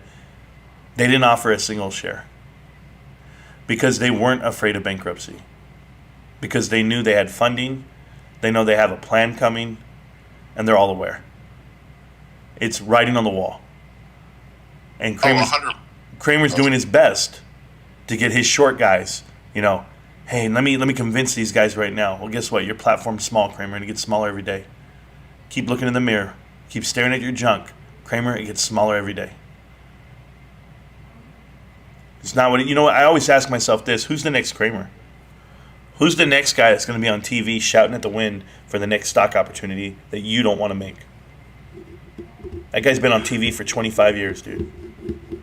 So and I get so much confirmation from his opinions of being like the alternative. So like exactly like when you were pointing out, like because it wasn't just one tweet, it was like what 4 or 5 days of him berating the company and like begging them to sell some shares, and then he flips the script once Ryan does sell some shares. Yeah, like, it was great. Well, everybody's right now. Ryan Cohen. Like, where do these AMC investors get this whole narrative? Ryan Cohen sold out on you guys. All you guys are bag holders now. Ah! And I'm like, no. I never bought Bed Bath & Beyond to the point where I was overextended. I sold and I was happy to do it, but who's buying at $25 a share? So theory is right now at $9, $8 where it's at. It's about to go crazy. And am I going to go chase it? Even at $8, I mean, I could go buy 10 shares and be like, I have 10 shares. And are they going to sell for $500 a piece? Whatever. I make $5,000. What did I spend? I spent $100 to get $5,000. If we were to go that route, right? But I don't even care about it. I don't care about it the way I do GameStop. It's a matter of being so quiet so that no one knows what the hell's happening. You have to sneak up on Amazon. Amazon can cripple anyone and anything they want. They could just throw a couple of $billion at something and make it go away. So there's no way you want people to know the moves you're making. But we gutted Amazon. We gutted Amazon when they lost their leadership, and we took every important person out of that company. People need to know everyone's at GameStop. Wayfair CEO, Belk CEO, Amazon CFOs and CEOs, GameStop, RC Ventures, Volution Capital, the money's here, and they're going to sell everything. That's the problem. Well, you're 100%. Yeah, go ahead. I was just going to say you're 100% right. And if you look at like the product quality on Amazon and how downhill it's been, that creates its own opportunity as well. Yeah. You see, Dizzy just said something in the text right now. And Casillas Malaj, whatever his name is, he's coming in out of nowhere with his Bed Bath & Beyond ideas. And he could be right. I'm not saying he's wrong. What he's saying is like he's connecting dots from the stars. And unless you're getting information from someone, somewhere, that's the way it's happening. I don't know how he's putting everything together the way he is. But to be in New York one day and Miami the next, that's weird to me. But he's super bullish on Bed Bath & Beyond, and then he's telling people it's going hundreds of dollars. Sure. I mean, it's whatever. At this point, to have 16,000 subscribers and only like 500 views in your videos the minute you put them out, it's kind of scary for me. I won't be buying Bed Bath & Beyond. I'm just telling you guys that right now. It can go up to the moon. It's not my buy. It's not for me to buy. I want to buy GameStop, and I want to see what GameStop does, because GameStop and the connection with G-America, right? Like, that's a GameStop trademark. And if this is how it's going to work out in 2023, and we're going to go ahead and kick ass the whole way through, we're going to take on Amazon, that's fine. There's other e-commerce platforms that we have to get through first. Amazon is the king. Before you can go for the king, you got to take out all the rooks, all the pawns, and there's a lot of them. And, how are you going to beat out SamsClub.com, Target.com, Best Buy, Costco? There's huge e-commerce platforms that you're going to be competing with that have the buying power, the pricing power to outbid you, to get you out. So you got to find select niche products to sell that no one else is doing. So premier computer components, collectibles, apparel, house goods, domestic house goods like Bed Bath & Beyond, you better go with the baby stuff, because no one is catering to babies. Kirkland doesn't have a baby section. They have like some Carter 3 pieces, that's about it. Walmart's trash, they sell trash products. And Amazon is just a trash company. I think they know this. I really think that between Mike Ricupio, Matthew Furlong, Jenna Owens, all these guys that were with GameStop at some point this year, they know exactly the deficiencies of Amazon and how to beat them. So that's the difference. He's the next Lou? Could be. Amazon is trying to get into the healthcare. Well, good luck with that. It's going to happen. Ryan Cohen's dream will make it happen. Jason, I hope, man. I hope. And Rance, I wanted to thank you for having me up. I'm gonna get out of here. I wanted to leave you one last question though. Absolutely. If it goes back, if BBBY goes back to for where you got in, would you be a buyer? I'm a buyer right now at 8 and 9. If I had the extra cash that I want to put that way, I'm just not going to. Right. So if it got down to $5, if I have extra cash, I'll throw a couple $100 at it. But I'm never gonna put in, Let's just say I actually have a big chunk of money coming next month. My bonus, I get my bonus, my annual bonus. It's a good check of cash. I already have plans for it. I mean, you know what it is. Sorry, guys. It's GameStop. couple of hundred, couple thousand shares, whatever it's going to be. We'll figure it out. But I already told the wife. Yeah, no plans for Bed Bath & Beyond. I know other people are in it. Other people want to buy it. You know what I do? I always give a pat on the back to anyone who's in a play and they make money and it gets running. I don't chase anything. I don't have to have it all. It's not that way for me. Like these guys who claim they're the best traders in the world and they made every trade and they're making them all right. Like Pi-Fi, fuck this dude. To Pi-Fi, tell me why you're still trading. Tell me why you're still YouTubing for money. If you're so smart, you understand the markets and you make money. Tell me, why haven't you not made $1 billion yet? Like, how could you not get every trade right? How could you not make all this money you claim you make? Because it's bullshit. He's using viewers' money, super chats, whatever they are, Patreon. I don't know what they're called. Patreon. He's using cups of coffee. He's using Discord money. He's using other people's money to make his plays. And then he's telling you he knows what he's doing. I mean, it's all trial and error at this point. But I just want people to be aware of like what YouTubers are doing to abuse this. And they're willing to go and buy everything else. And it's bullshit. Absolute bullshit. That's not the only play, Marantz. You're right, it's not the only play, but it's the only thing I'm talking about, so leave me the fuck alone. Straight up. People love Bed Bath & Beyond. There are people that talk about it every day. Like this guy over here that's doing videos on the beach. Or in his New York, walking around Bed Bath & Beyond. I mean, he's in the bathroom at Bed Bath & Beyond doing a video. That's cool. Good for him. Like, I hope he's right, and I hope he has money invested, and I hope he makes it, man. I really do. I'm not going to lose any sleep that I'm not in that investment. No way. I just know that if Ryan Cohen were to buy out Bed Bath & Beyond, the whole company, are you kidding? That's not a good thing. I'm sorry. It's not a good thing. Guys, when you get too big too fast, you have no cultural shift. You have to spend another 5 to 10 years hiring from within, promoting from within. I told you guys this the other day. I said, Sam's Club, let's use Costco. I would take a junior manager at Costco, a department manager at Costco to go run the whole damn store of Bed Bath & Beyond. I would rather take them than the current Bed Bath & Beyond managers. They don't have any clue as to how it works, how retail works, positioning of product. There's like the 6 rights of merchandise. Do you guys know this at all? Anybody? Man, I could do this whole class. The right product to the right person at the right time, in the right condition, the right quantity, in the right location. Like it's crazy, bros. When you do this shit, when you talk it out. So that's what you should be factoring on. So like when you walk into the store, you better see the right product in the right condition, at the right quantity, at the right price, to the right person, at the right time. Like it's just so many things that you have to take into consideration when you're merchandising product. And they're not merchants, bros. They're not merchants. I know merchants. I know them very well. I know the best merchants in the world. And they go like this, hey, we should put this product here. And I'm like, really? Why? Boom, boom, boom. Oh, absolutely. That sounds like a great idea. I just listen. Listen to it all. You guys will figure it out. Amazon is shutting down its telehealth. Well, good. Scott Paulin, where have you been? Serious questions? What do you think about Bed Bath & Beyond bonds? Carve out Bed Bath & Beyond of Baby seems the most logical, given that the latter RC Ventures and M&A people on the board. Exactly. RC Ventures buys in, got a ball rolling, sell was clear, up in any red tape. Yeah, that was my point. I said that already, Scott. I said that last week. So the only reason why he got out of Dodge is because he has something set up with them he's going to buy. All right, right now on Twitter, guys, I believe his name is Magic. How do you say that? Yeah, Magicite.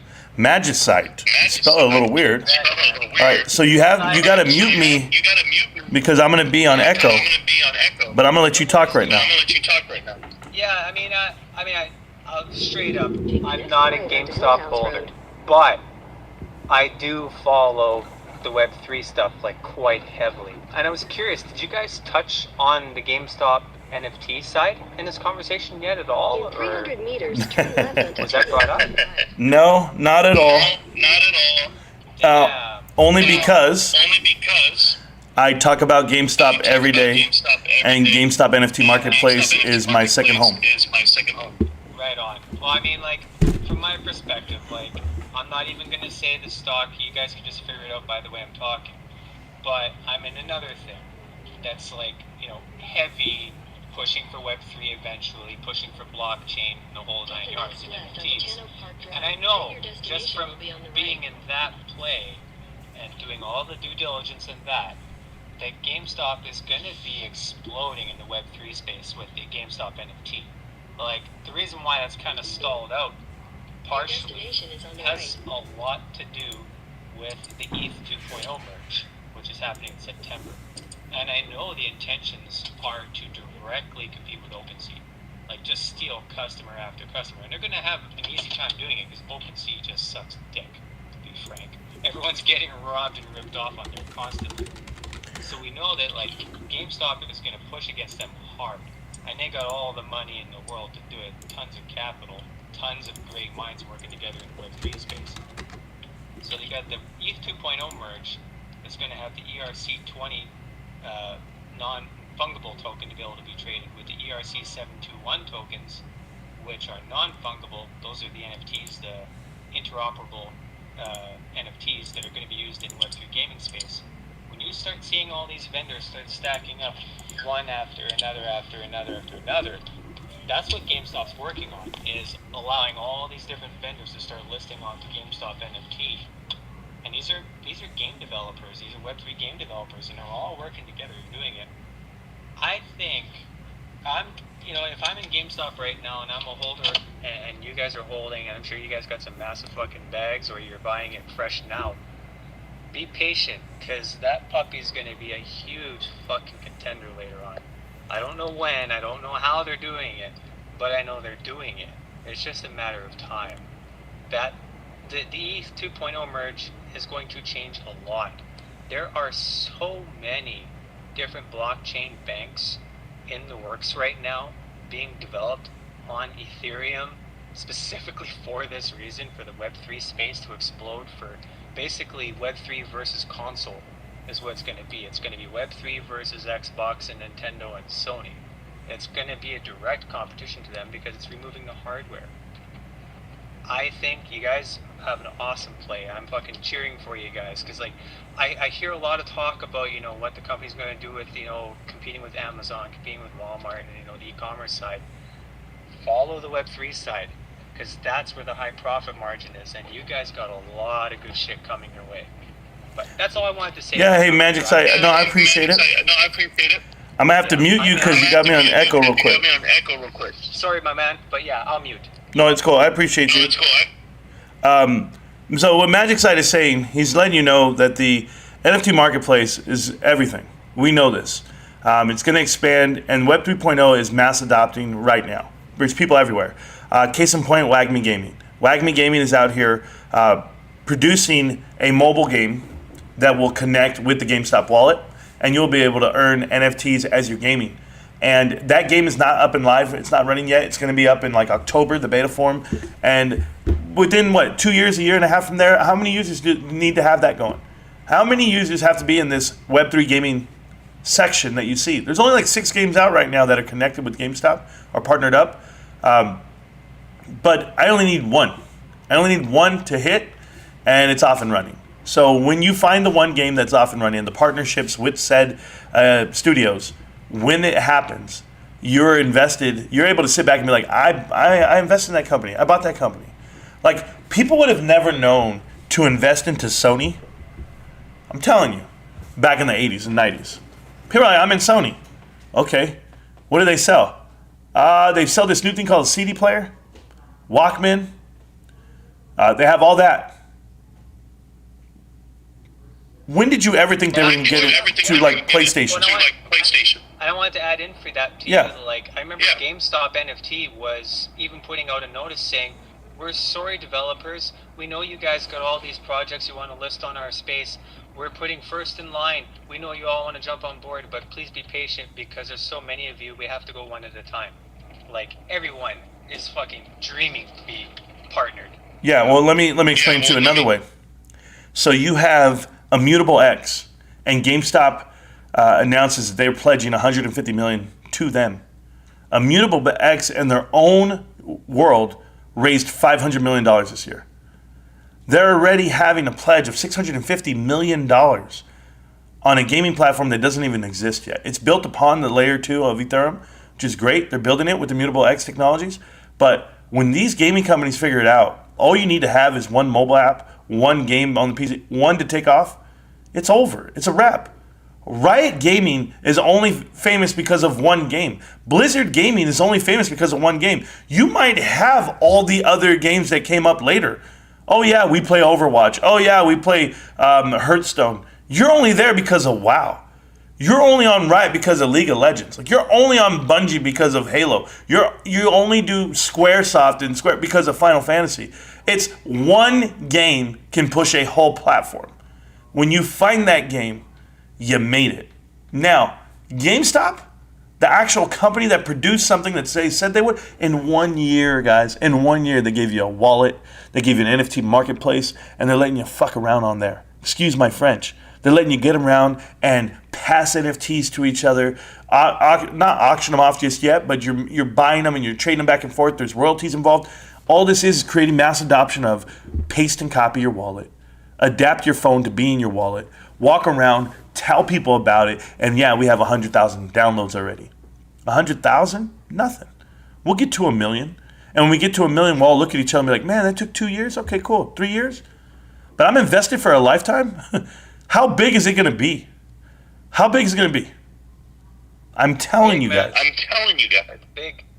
Yeah, it's going to be bigger than people can imagine. I didn't want to mention it, but I'll add in, like, you got GameStop that's the huge NFT push coming up, and the ETH 2.0 merge in the crypto space. Like, that news is super important to follow. Like, you gotta follow the roads and the highways connecting everything, and that's what's coming. And we're like 3 weeks away from that shit. And like, I'm Mr. Cryptide, and I'm fully aware of little hints of fucking partnerships with GameStop. So I know how you guys feel, how excited it is. Like, I'm sitting here watching my baby go stagnant, just like you guys watching your GameStop, and you're like, oh, no. I can't wait to watch what happens when you guys start FOMOing in. And I've been telling you for fucking months, you know, GameStop and all these other companies. Hey, Magic, let me tell you something.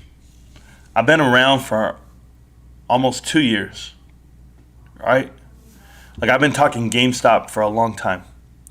And people who know, we've been buying in the whole time. So when the price is sideways like this, we literally buy more. We're so excited. We're like, God, I hope it stays right here for the next 6 months because I got money coming. Like, we don't care. If it goes up, great. We watch it, we cheer it, whatever, we clap it on. But like, I'm just telling you, and I don't want to speak for everyone here because that's not what I want to ever do. But go look at cryptocurrency right now and how it's crashing down. Literally falling down on its ass this weekend. And some might tell you that it's a collateral requirement towards the short of any manipulation on the market itself. But I don't even see it that way. I see cryptocurrency finding its sea legs.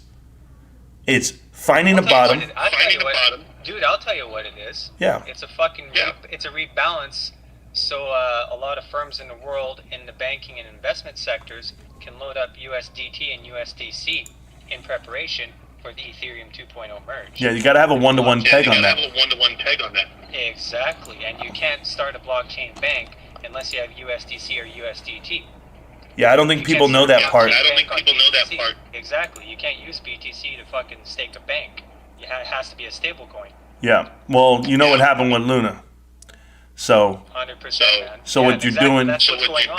Yeah, I know exactly what's going on. And people have been doing this homework that if it's going to rebalance itself, you have to have something so stable. And what he means by a one-to-one peg offset it is that USD, that's just a digital dollar.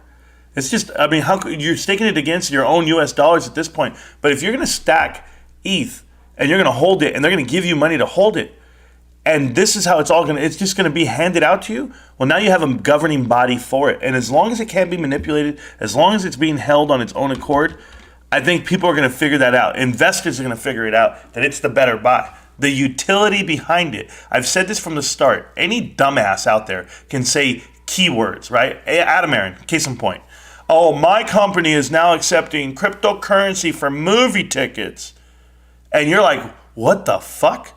You mean to tell me, one, your company's accepting cryptocurrency, which it doesn't have any value unless you sell it. And if you sell it, it goes down in value. There's one. Two, who's your third party? Because it's not you. You're not the actual ones in charge of it. You don't have the technology for it. You didn't hire for it. Who's your blockchain technology expert over there at AMC? They don't have one. They give away free shit because they go pay somebody to give it to you. So it's not really free for the company. And then lastly, do you want to buy movie tickets with Bitcoin? Are you a fucking joke? No fucking way. You show me the dumbass. This is not the days of mass adoption 2011 when they're buying 2 pizzas in the UK for 20,000 Bitcoins. It doesn't work that way. You're talking about everyday value, but institutions bought out Bitcoin a long time ago. They bought it all out in 2018, 2019 at the bottom. Now you're looking at it right here in front of you, and if you want to get in, you got to pay to play. So what are we doing? We're finding something, a token, a coin, on the other side of the table that has utility, that you don't care if you transfer from one to the end, because the inherent value is what?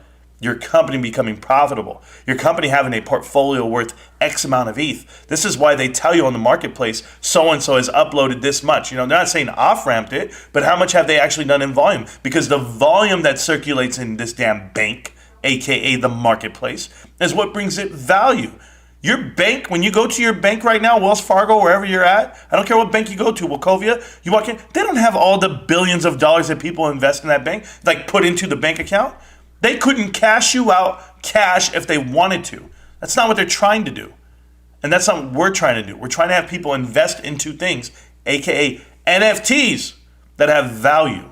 This is what they have, and the value is whatever your peer deems it. So this is why it can't fall to pieces, guys. This is why it can't fail, and I'll tell you this. Because unless everyone agrees for it to fail, it doesn't. We are all agreed to one price and one price. We've all agreed that gold has value. We've all agreed that diamonds have value. That's it. That's how we live this planet. 6,000 years, the barter system, and we all agreed that we're going to pay you a wage for what you do. There's an agreement there for what it is.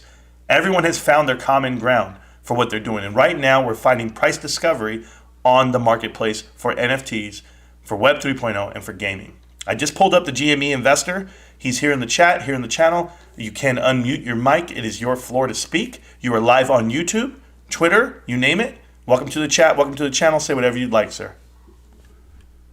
Oh, I was just trying to step in when that guy was talking about people FOMOing, and I was like, I hope he realizes that there's people in this chat. So I've been following you for a while. Oh, thank you. I am currently right now at the current price of GameStop 6 figures deep into it. Yeah, without a doubt. And I was like, man, there's a lot of people sitting on the background right now, like me, and I know I'm not the only one, who I literally put thousands of dollars a week into GameStop, just literally buying shares, just buying and buying and buying and DRSing and buying and buying. And I'm not on Super Stonk. My numbers are, because, I get audited every year because of my jobs, so I don't like to post how much money I have in certain accounts and blah, blah. Sure. But, when that guy was saying, people are going to, I was like, man, there's a lot of people like me. I know I'm not the only one in this group who have a ton of money invested in a GameStop. Well, you got to remember, I'm gonna tell you something, because you seem educated, so that's great. You got to remember what was said is just because someone tells you how many they've DRS'd, it doesn't matter, because some people sell their DRS shares because you can, and then a lot of us that have not DRS'd our whole portfolio, what the hell does that mean? You can imagine how many shares are out there, but that's not my crime. That's not my case. My crime is analyst. Analysts saying that the company's not worth X, Y, and Z. So we've got to go through the whole run and find out, are we a technology company? Are they going to list us that way? Are we just an e-commerce company? Are we just brick and mortar? What are we? What's our identity? And we don't have an identity yet, and it's 1 year in. But I'll tell you, 4 years in, I'm going to feel really, really good about my investment. because I think it'll be a lot more than $30 a share. That's just me. Oh, I definitely agree. I mean, I am. I'm a physician, so I do have education behind me. But when it comes to like investment, like I invested in Apple back in the day after the first iPhone. I bought into Tesla in the beginning when Tesla wasn't Tesla, and I got into GameStop when Ryan Cohen and this whole movement started, because I had feelings that you take a he's billionaire, right? Multi-billionaire like Ryan Cohen, and you take this guy who literally has core values that surpass any other investor I've ever seen. Like, I mean, this guy does not care about making 50 million, 100 million, 200. He doesn't care. He has enough money. He's my age. I mean, he is loaded. Like, he doesn't care about that. At this point in time, I think he likes to do what is best for everyone, not necessarily what's best for him. That's why I never really got into AMC. I mean, no offense to anyone here who's in AMC. Adam Aaron hasn't changed any of his philosophies or any of the market structure of his company prior to COVID, and they were going to go bankrupt prior to COVID. So, I mean, like, I haven't seen any of the differences there.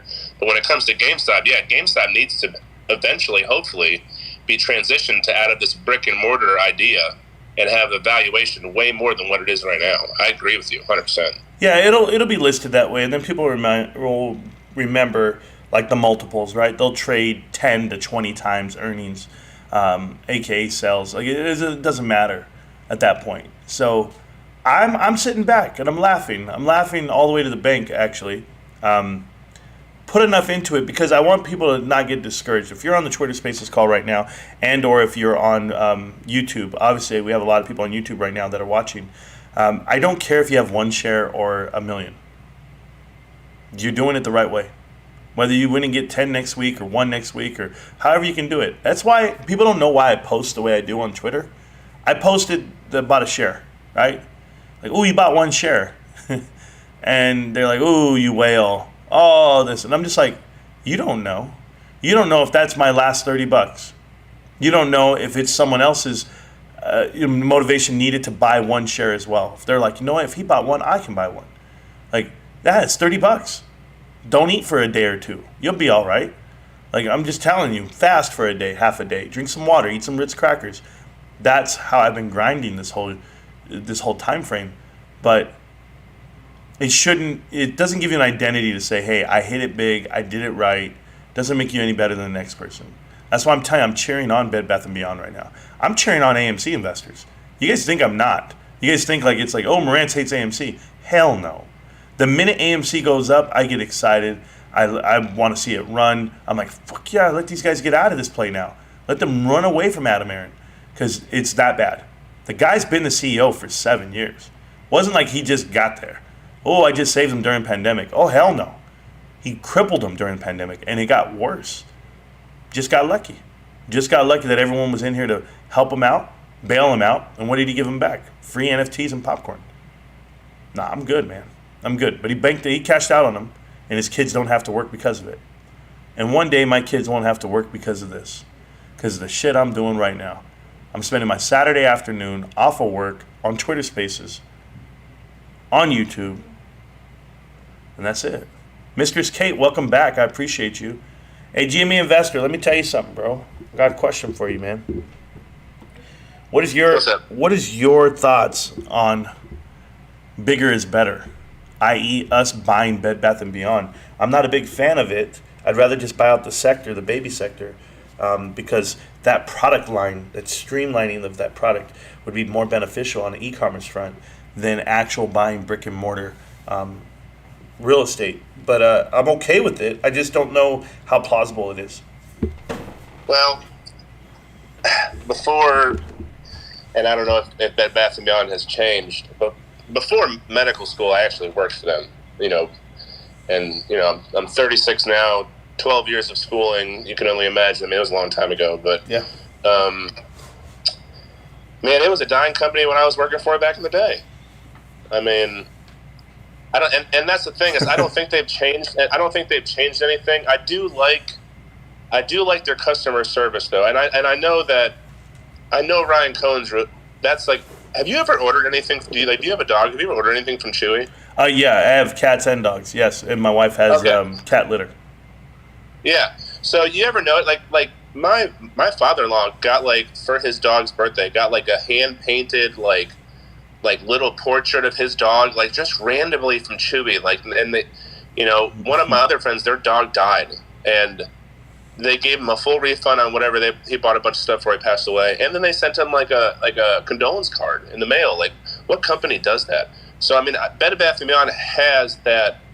I don't know if you ever bought anything from Bed Bath & Beyond. I still do, just because their return policy is crazy. You can literally return anything broken at any point in time ever. I think Costco's the same.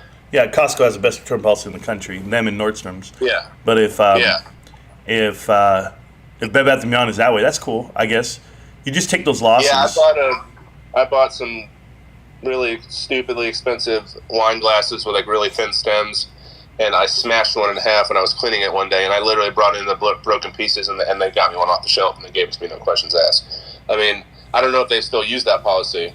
I can only imagine.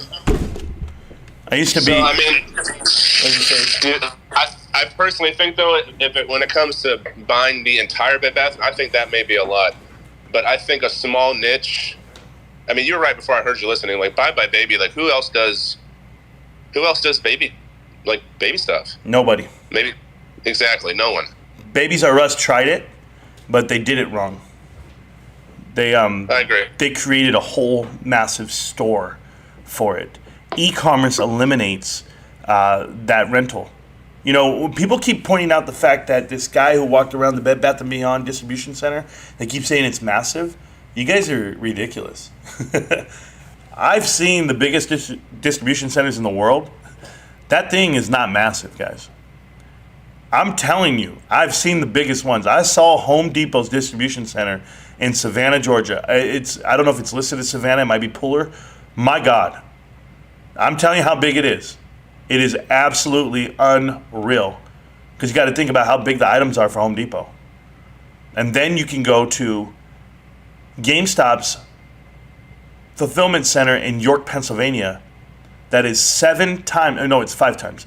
5 times bigger than your local Costco. Go to your local Costco. The square footage at a Costco is about 150,000 square feet. This thing's 750,000 square feet. Do you know how big that is? That is crazy big for a brick and mortar gaming company that doesn't sell any products, supposedly. So them planning this out, I think with the 2 distribution centers they have right now, fulfillment centers, I should call them that, and the way they use DoorDash to make every store a distribution center, I think it really helps out with what they're doing. But what I've said was compliance. How and whom is in charge of final delivery? That's a big thing for retail, guys. Final delivery means product to you. Who's in charge of that? So if I had an issue on a GameStop order, but yet I'm using DoorDash to deliver it, it's crazy. Do I blame DoorDash for not delivering it on time, for damaging the product, or do I get in contact with GameStop? There's so many moving parts. And people don't remember, when you're building something, initially, cultural shifts are tough from different leaders. And because you're not hiring from within, you're bringing people from the outside. This is why that payment plan works out for the store directors. We're going to give you RSUs. We're going to give you RSUs to stay in your store, to build some retention, to build the team. And that in turn will be the cultural shift, the change you need. And it takes time, guys. It does. And it's okay. I'm okay with it. I'm okay because when people start adopting the ideas that are GameStop, that are Gmerica, or that are whatever the hell they're going to be doing, I'm down for the speculation side of it. I just remind everybody, you go watch an episode of Shark Tank, guys. Go watch an episode of Shark Tank. Please do it. And this is for the retail world. And I bend this back to AMC and their popcorn idea. This is why I said, I have a famous thing right now, and I say famous, it has 10 retweets. Very famous. Why I say the lemonade stand has more value than AMC's popcorn idea. Because one, it's never going to be profitable. That's one, popcorn. Two, you don't have the fulfillment centers or the distribution or the product production. You're buying it. You're paying for it third party. You didn't hire AMC employees. You didn't go get a facility. You're paying for it. So logistically, it doesn't make sense. None whatsoever. But if you could just slap on your sticker onto something and you start doing benchmark taste test, right? The benchmark is Alvin Redenbacher. The benchmark is Kirkland produced popcorn. Dude, you're behind by 40 years on Kirkland. Kirkland's private label got you beat. It's the number one in the country. Sam's Choice, Sam's Club, President's Choice, whatever, number two. You're not beating out private labels. Now you're going to try to be a private label, but how are you going to get retail space? How are you going to put it on the shelf? Where are we going to sell this popcorn? Oh, we're going to sell it at Kroger, Stater Brothers, whatever. How? Piggly Wiggly. They're not going to put you on the shelf, man. You got to pay to get put on the shelf. Then the packaging itself, how are you going to design all this? And by 2023, we're ready, up and running. You're not making a profit for 5 years, 7 years, 10 years off of that. Nothing's just going to spark a profit, and I'll tell you why. This is why I say Shark Tank. You go on to Shark Tank, guys. Remember this when you watch TV. You go on there with an idea, and the 5 investors in front of you, they go like this. How much have you sold? What are your costs? What does it cost you? What's it going to cost us? You got to know everything before.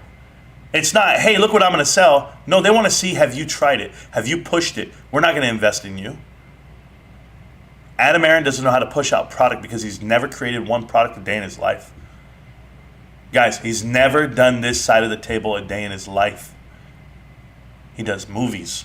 And he gets the movies into the damn movie theater. And then what? He shits the bed? Bigger is better? That's cruise lines. That's hotels. He thought it was going to work on movie theaters. No, you're reliant onto a product. Do you know when you select a site for a Costco or a Sam's Club, do you know what they do? What kind of due diligence the actual CEO, the CFO, the real estate acquirer individual, do you know what kind of due diligence they do? They go look at demos. They go, and I mean demographics, right? They go look at what they're going to pay for the plot of land wherever they are. You can put up any one of those stores anywhere in California, it's profitable automatically because the population's there. But I can't go put it in Alabama, and I can't go put it in the middle of a non-populated area and think it's going to produce the same way as other ones will. Oh, if I build it, they will come. No, you have to have that infrastructure. There's going to be a country club life. There's going to be transit going by. You got to give me reasons to build something. And what Adam Aron did was he went and bought dead movie theaters that didn't have the demos around them. So it doesn't matter what movie's coming out. That movie theater will not get people in it. You built it in the middle of nowhere or in a rural area where people have left and moved. You bought abandoned buildings. Then, and I already tweeted this out too, he agreed to put in more money into them. Not only did he buy a section of these damn movie theaters for $900 million and the other one for $1.1 billion, he then stated right in the same tweet, and we're going to invest money into these damn things to make them profitable. How are you going to keep putting money into something that's not profitable? You didn't do your due diligence. You got bamboozled. Or you're trying to gut this company from the inside out. When I look at retail and I think about how they grow, you guys have to really think about it. It takes time. You want to hire? Great. Let's hire. But don't do it like Homebase. Don't come out here and build a new store every day trying to capture the world with this magnificent movement. Oh my God, we're just going to fill the masses. We're going to put up a store in every populated area that we can. What culture is that? Who's going to run the store? What managers are you promoting? You're going to have to do interview after interview after interview to get the right cultural person in there. Or you already started building your company and you're building it from the ground up. That's GameStop right now. GameStop went out there, weeded out the stores that make no money, shut them down. They have 524 leases due this year, 1,400 due next year. Do they release them all? No. Cut out 20% of the workforce already, and then go ahead and dumb down on the buildings that don't make money. This is how you get it. You get nimble, you get agile, you get light-footed, you get quick, you get profitable. There's a path to this. There's a path to profitability for GameStop. It's not acquiring a whole nother company like Bed Bath & Beyond, but it's acquiring their product line, their streamline. Then maybe the leadership won't have to do too much. But if Michael Crupio goes over there and he thinks he can right that ship, be the CEO of that company, let him be the CEO of that company. As long as he sells me this portion of Bed Bath & Beyond, I'm good. the baby bye baby portion. Other than that, fuck, man. I'm going to have a hard time believing I want to buy every Bed Bath & Beyond in America. I'm just telling you, that's just me. I'm not skeptic to it that way. I just know what Homebase was. Homebase was a guy who was pinning name badges on everybody. You work for Homebase. You work for Homebase. Who? What kind of culture is that? What is that? In some places, Costco and Walmarts are needed. Well, show me the needs of the people, i.e., can they afford it? If you can't afford it, they won't build it. I try not to go to Costco or Walmart. They have horrible, and seller, especially in farms, for the seller, especially farms. Well, now what you're doing there, that's subjective. You can pick and choose certain products that are terrible, but then you can also pick and choose products that are great. You know what's inflation proof? Inflation does not exist in a Costco food court. I'm sorry. The drink and a hot dog is still $1.50. There it is. Boom. Drop that hammer. Yeah, they made a rule that they would never increase their prices of their food court. Well, they did. They increased the price of their chicken bake and 10 cents on their drink. But even though their drink increased 10 cents, the hot dog and a drink combo did not. The rotisserie chicken, $4.99, never increased. It's $9 at Walmart. $4.99 at Costco. These are different business models. They're willing to take the loss leaders, right? They're willing to take a loss because they make it on the backside. They make it on the membership. That's it. Yeah, we have this rule with me and my wife, and I'll go in there and spend $600 on toilet paper, blah blah, and she'll buy me a slice of pizza and a Coke. And then it's good, bro. Then it's good. Then you did well in life. But you're not hurting on the pandemic side. I promise you that. I pay a lot of, dude. I have a lot of other jobs besides me being a doctor, but I also had a ton of student loans. I've been paying like $5,000 a month for my student loans, trying to get out of them. Goodness. I don't have any. Vote for Biden, bro. He's giving everybody forgiveness right now. Not for me. I make too much money. I know what it is, bro. That's a joke. I read all the fine print. Are you kidding? I'd never vote for Biden, but whatever. That's neither here nor there. I love myself too much. I respect my president. Yeah, I agree. I respect my president, but I don't vote for him. Yeah, no, are you kidding, man? I'm a military guy. I roll with whoever's in office because it's not just one person. It's a whole group of people. But we don't know how big that Bed Bath & Beyond one was really, though, from the video on YouTube. Joshua Kennedy, go ahead and Google it. It's listed. You can find out how big it is. I'm just telling you how big our stuff is. Whenever you're thinking about like pandemic, just remember this. This is why I invest into Costco so much, is because food, fuel, and medicine, and it's unstoppable. It really is. So they were able to palletize items, get them out to you, and during the pandemic. And what that meant was when there was bottleneck issues, you couldn't get things. These guys are putting it out in mass production. Like I'm talking about palletizing things. When you go to Rite Aid, Walmart, Target, they're hand stacking shelves. It's not enough. You're not doing enough. You're not selling enough. I think that's why Costco's stock went up from $307 last March all the way to $619 this past year, intra-year high. To go from 307 to 619 within 6 months, you doubled the value of your company. I think people understood what they're reading and what they see on hand. You're looking at a company with $9 billion cash on hand and assets over $350 billion. It's a great company, the way they run.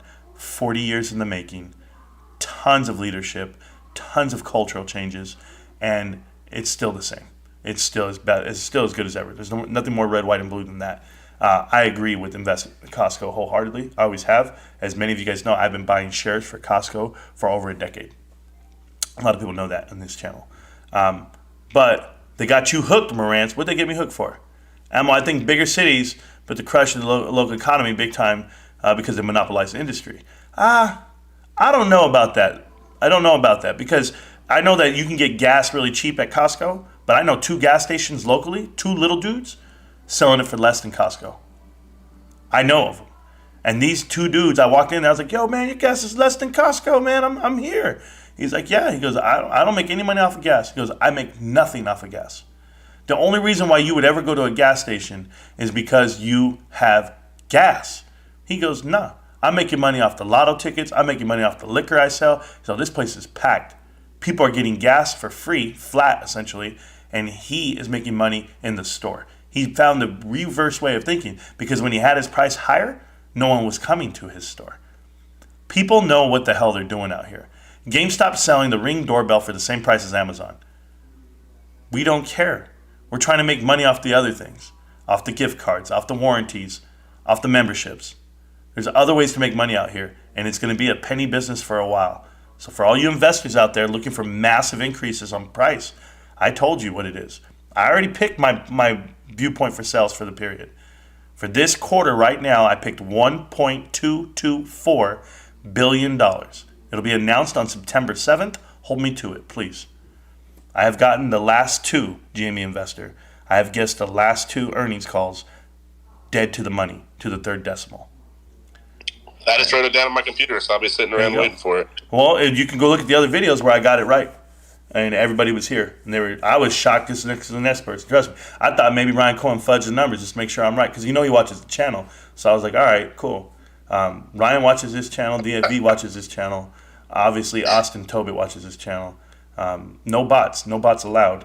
And I've been around for a minute. But you seem like a good-ass dude. Cool-ass dude. I won't say good-ass dude because I haven't seen you walk by. But you're the man, bro. If anyone else on Twitter wants to come up and talk, you can. There's not many people on Twitter. I got a lot of people on YouTube. I get that. But nobody even knew I was doing this call. I didn't prep anybody. It's just something I want to do because I wanted to talk about Michael Crupio being named the Bed Bath & Beyond CEO, what that would mean. Like, I really haven't even talked about it. Like, in my mind, that's just fucking crazy. Like, it's so crazy. If it were to go that way, I would say that it was a play on the shorts and the media. Ryan Cohen is not playing chess, bro. He's playing something totally different. They willing to get the narrative out there, push it out, that he pushed Mike out. There was a cultural change, a disagreement, and then come down to it, he goes over to Bed Bath & Beyond so they can merge together. I mean, I'll be blown away, man. I'll be blown away because my investment will go up tenfold, but nothing's going to stop me from thinking that way. I'm always thinking positive, man. Can I just find the positives and shit? Just roll with that. Costco has big fuel futures positions, beta neutral on their fuel expenses. They make a fixed margin every gallon, no play in the market. Yeah, Scott, they actually have the pricing well before, most fuel points, right? Most service stations don't see a price influx for about 3 weeks. So to go from refinery to fuel station on pricing, i.e. the price of oil that you see on the markets, whatever the price is for that week, you won't see it at the service station for about 3 to 4 weeks. Costco does it immediately. You see it right there because they have enough of a swing. That's the difference. My local farmers always talking diesel. Oh, well, there you go. There's price swings on diesel, and I don't care to do it that way. I know that people are telling me that we're going to be paying a crazy amount of price for vegetables and meat coming up next year because of how much it costs to feed these animals now. If they want to increase the prices of food and put us in a true, not pandemic, but a true depression, how can you fend that off? You can't. It's going to take it on the chin. I told my wife this, guys, and this is why I live in, I don't live in fear. Can I tell you something, guys? Something that's going to sound crazy. Bought a house this year, right? And I don't care how much the mortgage is. And I don't care if I can live in it and afford it. If the economy got so terrible and food got so crazy in pricing and gas got so crazy, everything got around me that's just unbearable, I would gladly lose my house. Sell off my house. I'd take a loss, take a bath, whatever, go move into a 2-bedroom apartment. Whatever. It doesn't matter. It doesn't ruin my life. It doesn't change me. This economy, the depression upon you, the administration, nothing changes who I am. I could lose it all. I'm still not selling my GameStop shares. Do you get what I'm telling you? You guys are fucking crazy right now. If you think that you're more dedicated to this movement than anyone, it ain't gonna be more than me. I'm telling you, come take it all. Take the camera, take the phone, take the cars, take my children, take my wife, take it all. I'll get all my 3 cars repossessed. I'll get my whole house foreclosed on. And I still won't sell a single share. You can't force me. You can't make me.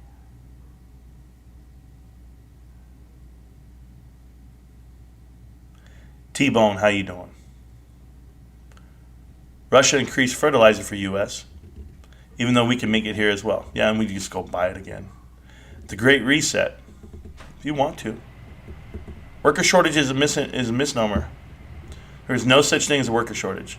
Me too, Marantz. Exhibit, there we go. At least I got one dude with me who's willing to ride out to the end. We just do that shit together, bro. Swear to God. Swear to God. Bro, I miss John Bennett, man. That guy was fun for a minute.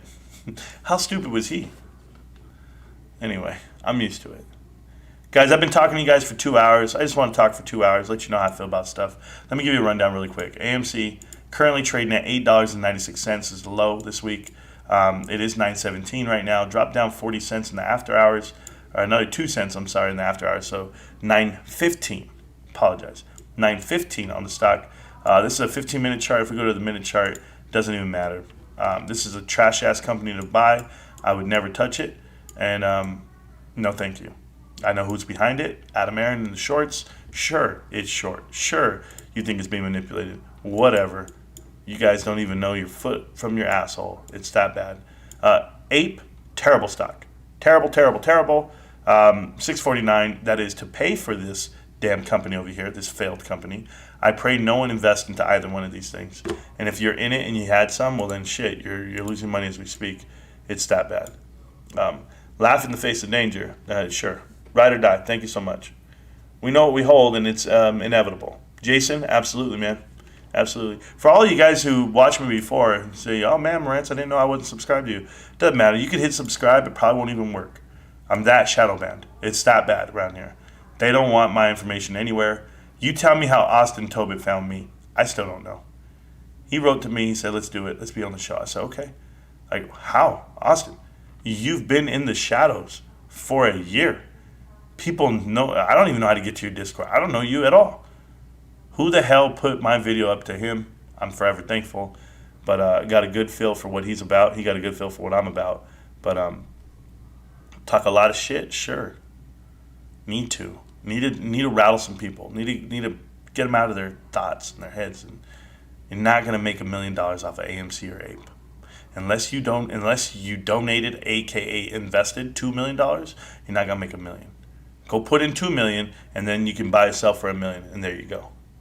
That's why I don't get notifications sometime when you go live. A legend to be, man. It's been like this my whole time I've been on YouTube. I don't get discouraged one bit. I am, a matter of fact, I have people who are more mad about it than me. People out here are DMing me, bro, I don't understand. How do you only have 4,200, whatever? And I'm like, yeah, I don't understand how I have 4,000. I don't even know how I got that many. That's how crazy it is for me, because I'm just so happy. I'm so excited for the one that I get whenever I get it. Like even one guy, one more brick, one more person. Because I got my lifetime to live, man. So I'm going to be here every day for a lifetime? I'm not joking with you. I'll be here every day, posting shit here or on Twitter. And what are you guys going to do? Me here or on Twitter, you guys going to see me every day. I'm sorry. We'll keep growing. And by doing so, it keeps getting the message out of how great GameStop is. We bought it at the bottom. A lot of us. We all bought it at the bottom, guys. Everyone that bought Apple in 2001 at $9 a share in October 23rd, 2001, when they announced iTunes, iPod. They announced the iPod that day, October 23rd, 2001. Can you imagine? You went from the iPod all the way to what it is now. $3 trillion market cap. It was shit back then. Rewrote the way you do music. Rewrote the way you talk on the phone. Rewrote the way you do everything in life. Apple. That was 21 years ago. I'll let you know what GameStop is in 20 years, because I'll still be here. You guys have a great night. I thank you for your time. You guys will probably catch me on League of Legends soon. I'm going to be doing a stream tonight. Just playing around the league. You know what I do on League of Legends. I troll. Have a good time doing that. I'm a gamer. I'm not just some investment junkie. I'm a retail junkie, though. I really am. But I thank you guys for hanging out with me. I really appreciate you guys on Twitter and on YouTube. You know what it is. GameStop. Can't stop, won't stop, GameStop. I hope we're saving at least one more investor. That's all I hope. Appreciate you, millionaires. Peace. Crown King, get at me, bro.